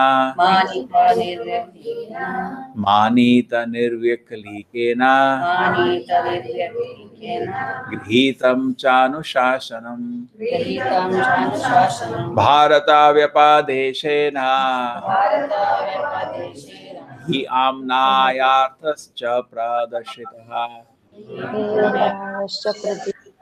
Vishyante yatra dharmadi Sri Shudradi Virapyuta. I have under strict discipline. He was unpretentiously worshipped the Veda, the spiritual master, and the altar of sacrifice. I have also abided by the rulings and have shown the import of the disciplic succession through the explanation of Mahabharata, by which even women, Shudras, and others, friends who thrice born, can see the path of religion. No one can understand the import of the Vedas without having undergone. He wants you to read. And disciplic succession. Vedas, spiritual masters, and sacrificial fire must be worshipped by the designing candidate. All these intricacies of Vedic knowledge are systematically presented in the Mahabharata for the understanding of women class, the labor class, and unqualified members of Brahmana, Kshatriya, or Vaishya family. In this age, the Mahabharata is more essential than the original Vedas. Okay, so he made it Mahabharata is more essential than the original Vedas. Prabhupada said in Kali Yuga Purana the more important than the Vedas. The people don't like just philosophy; they want to understand with examples. This is not related to this other question. I think it was 2 years ago, women were not allowed to enter Sabarimala temple. Now, women started questioning that practice. What is your opinion? Should women be allowed to Sabarimala temple or should they not be allowed? And what was the reason if they should be allowed or not should be allowed? Why was it made better? First of all, no, actually, Sabarimala is that is not mentioned in our scriptures. So better to not, means it's about Sabarimala there is no mention. No, about Ayyappa, it's not mentioned in our scriptures. It's mentioned in. He's a yogi. Just What happens in Bhagavatam it is not mentioned. Yeah, it's not mentioned in other places. Skanda Purana. Shiva and when the Mohini Murti came, Basmas. In Bhagavatam it doesn't talk about a child. Yes. But in Skanda Purana, Malas Putra is. By mind it is created. Just like Brahma created Narada by his mind only. Correct? So that by mind it is a creation. But he's a yogi, right? He's a yogi. No, that's a separate issue. I don't know the details of his life. Okay. But he is a combination of Shiva and Vishnu through the mind. Okay. Because Shiva had through the mind tried to enjoy Mohini Murti. This references somebody read it, that Mohan Sharma. He told me that there is Skanda Purana. Okay. And I read also checked on the narrative. Okay. So it's a bona fide deity, that's a separate issue. The issue was that it's a Devata finally. At the end of the day, it's a Devata. People go for Jyoti and Jyoti and all, and people have found Jyoti the light actually. That is also not, that's created by government. It has a government. Yeah, it's not the on truth. What is it, the 14th of January? Makara Sankranti, yes. People go to see the in the court, yes. Even though it has everybody agrees it has it. Yeah, it's see the Jyoti. It's not coming through the yes. But still they go to see the Jyoti and they take a lot of austerity. See, what has been popular is not that. The popular is that for 21 days People do some austerity and they feel peace out of it. For 21 days, Yeah, they 48 days they'll be vegetarian, means they remain vegetarian and austerities. they sleep on the floor, they don't get angry at anybody. Yeah. That's awesome. Yeah, and many Ayyappa devotees have come to Krishna Very easy to consciousness. say Gita to them that time. Yeah, and many Ayyappa devotees have come to Krishna consciousness because of that austerity. Yeah, in Kerala, that is also there. So the question is, Woman. What's your My opinion is everyone has a soul, everyone Everyone should play. Now the Supreme Court has ruled, you know that Jagannath Temple, Supreme Court has passed an order. All religions should be allowed. Wow. Order has been passed. So foreigners also. It's now it's Abba, if the order is implemented, tomorrow whole ISKCON will inside. Yeah. And you know, in this They are waiting for that. Jayapataka Swami also couldn't go. No, in the record literature, it is written that Russians will take over this temple. In their Jagannath Puri. Okay. They have some, they have a local, some writing Okay. about their previous people who have taken care of the temple. One day Russians will take over this temple. Russians. And when they do big Harinam in front ISKCON of the Russia. When they do big Harinam, they do in front of the temple, they panic Pandals. Yeah. Because they can't enter, they do outside the gate. Very nice. They come, Russians will come. That should happen actually. Very nice. But my opinion, Prabhuji, if you start breaking traditions, then there's no limit to it. If you start questioning every single thing that's being written, be like equal, then there's nothing will be intact. You know the point I'm saying. Certain things. Because most women who are questioning this tradition, they never go to any temple. They are never into getting austerity or anything. Yeah. They don't try to do anything. Just All the word is, right. we want right to Right. enter the temple. That's their business. That's Yes, the only thing. that's it. They're not even devotees of Yeah. anything. They don't follow anything. Those are sincere They just devotees. don't like some kind of restrictions. Yes, Yeah, they that's just want to break rules. That's equal. We are equal to men. That's They just want to break the No, the question is not whether they go or they don't go. The type of comment they were giving on the television, these girls, who were forcefully wanted to go to the temple. The type of comment they were making, they had nothing to do That with is the more of temple. attention seeking. Yeah, People are attention seeking. that's the main thing. They want. They don't go to any temple where they live. Yes. They don't perform austerity. They don't even get up at 5 o'clock. Forget about going to the temple. They just party all year round. Now we want to see Ayyappa. This is what they disturb everything. They just want to break the system altogether. But Ayyappa temple, they go, ladies.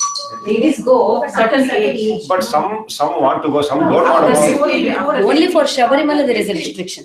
Other Ayyappa temple ladies can go. This is like The thing is, if you are a devotee, nobody objects to just go to any temple. correct. That's just Yeah. the problem here is these women they talk too much. They don't follow anything. This is why they just talk. They don't do any worship. They don't even pluck flowers from their for puja. They don't do anything. I even doubt they have given detailed. We cannot generalize. But most of those The women, The ones who are talking about. yeah, Yeah, not who we all. have seen, maybe like no, not all women. I'm talking about those women. yeah, those women. Not all. Yeah, some people do it only for attention. Yeah, attention. That's all. Grabbing attention. Okay, but continue. Because I do not know what is the reason they have bars, so I have to find out first. But sometimes, the reasons are lost. See, because the tradition has been followed for so many years, we really don't know the reasons. Yeah. Even for the things we practice, the reasons have been lost. Because we have been blindly following. Publicity only she did. Chalo, we'll finish this chapter. Yes. This is a nice point. Yes. Okay. Okay, now we are in which 30th Tatapi Patamedahyo Hi Atma Chevatmana Vibhu Asampanna Iva Bhati Brahmavarchasya Sattamaha.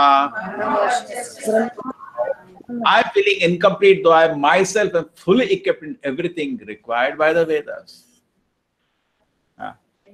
Right? Undoubtedly, Srila Veda Vyasa Vyasadeva.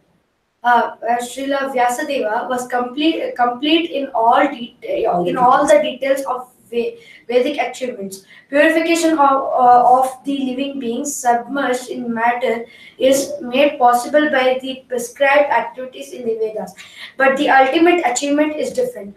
Unless it is attained, the living beings, even though fully equipped, cannot be situated in the transcendentally normal stage. Srila Vyasadeva appears to have lost the clue and therefore felt dissatisfaction. Okay, so it's a prescribed activities where the ultimate achievement is different. The love of Krishna, which was missing in his whole thing. Okay? All the full equipped cannot be associated in transcendent normal state.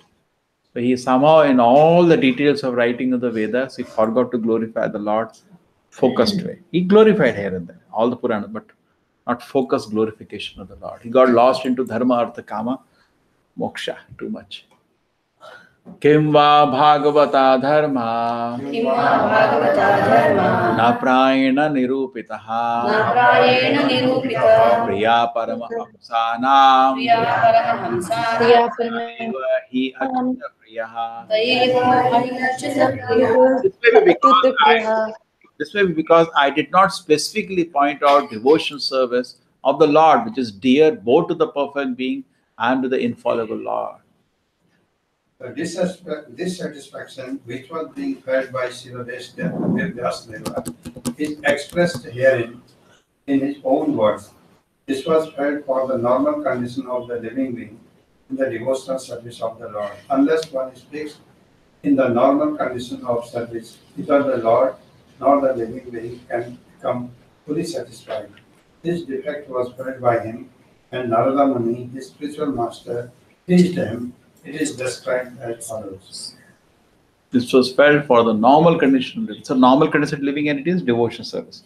Unless it brings to devotion service, not be satisfied.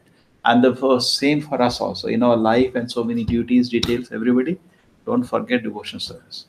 Otherwise, you'll never be satisfied. What we say, don't save time in the wrong place. You get involved in so many activities, forget to chant Hare Krishna, you'll never be satisfied. Devotion service is most important. Tasyevam khilam atmanam manyamanasya khidyataha Krishnasya narado abhyaga Ashamam pragudahritam.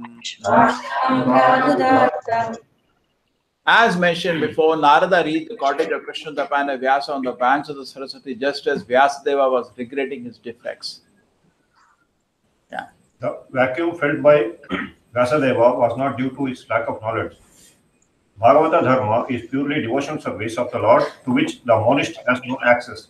The monist is not counted amongst the Paramahamsas, the most perfect of the renounced order of life. Srimad Bhagavatam is full of narrations of the transcendental activities of the personality of Godhead. Although Vyasadeva was an empowered divinity, he still felt dissatisfaction because in none of his works were the transcendental activities of the Lord properly explained. The inspiration was infused by Sri Krishna directly in the heart of Vyasadeva, and thus he felt the vacuum as explained above. It is definitely expressed herewith that without the transcendental loving service of the Lord, everything is void. But in the transcendental service of the Lord, everything is tangible without any separate attempt at fruitive work or empiric philosophical speculation. So without the transcendental service, loving service of the Lord, everything is void. There is a beautiful shloka for this. Anybody knows the shloka? Which one? Without bhakti. Bhagavad bhakti hinasya jati shasam tapaskriya apranasya dehasya mandalam lokaranjanam. You know the shloka famous? Very famous. Nice to quote. Bhagavad bhakti hina. If anything is without Bhagavad bhakti, there may be great jati there, shastram, great learning, great austerities, hard work, and kriya, lot of activities. Apranasya dehasya mandalam lokaranjanam. It still looks like a dead body. Therefore, Prabhupada saw America, which may look very attractive to us. He saw it like a dead body. It's because he didn't find the glorification of his Lord. You understand? If everything is there, but glorification of Lord is missing, like Vedavyasa. Everything was there for Vedavyasa. Learning was there, austerities were there, regulative principles, everything is there. It's so much respect also he has, isn't it? But still he's feeling suffocation in the heart. And he got the solution by Krishna's arrangement. He's the incarnation of God.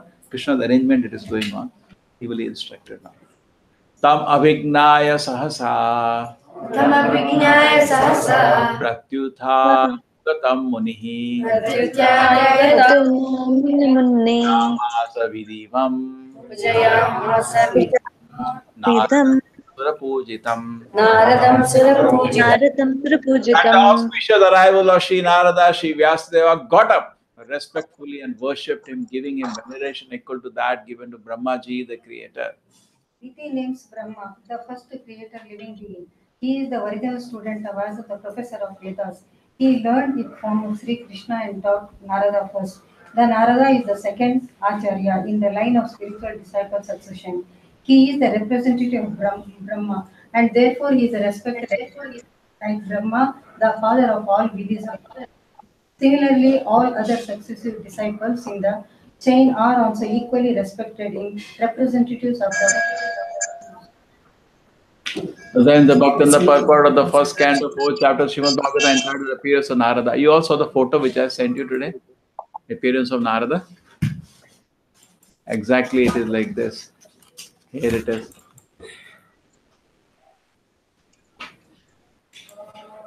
Here. Narada has come. The whole chapter is appearance of Narada, and that's the last shloka.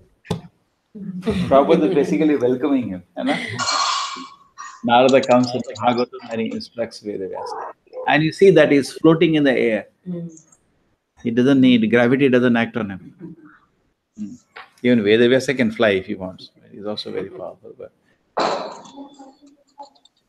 he's the transcendental spaceman.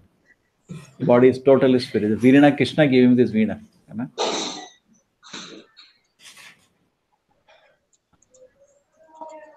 The Prabhupada says when the author himself is not happy by writing these literatures, the hearer cannot also be happy. So people who miss Bhagavatam will not be actually able to attain satisfaction. An author himself by writing all the literature could not be happy. What will be the fate of the students? So most of these Mayavadis impulsively they avoid Bhagavatam, so they are never satisfied. Mummy आप देखा है photo? दिखता है। अच्छा photo है।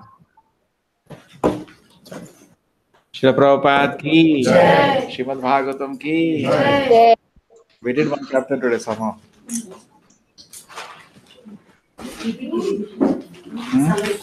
Huh? We'll do now? Next time. Next time. We did in the middle, we did. My PPT. My PPT.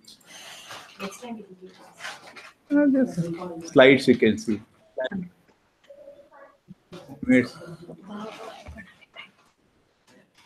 Whole thing I made notes.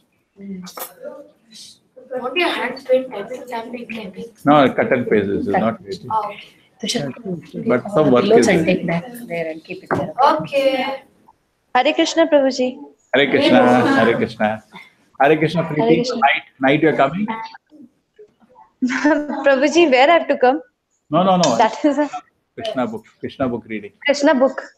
Prabhuji, I will see Prabhuji. If You it is possible, then I'll come, Prabhuji. Not feeling well? If it is possible, Yeah. Prabhuji, I think I have planned. So therefore, I attended today Bhagavatam in afternoon. Good. Hare Krishna, Hare Krishna. ठीक है? Hello. Japa, continue your japa nicely. Yes, Prabhuji. Yes. Hare Krishna, Hare Krishna. Hare Krishna.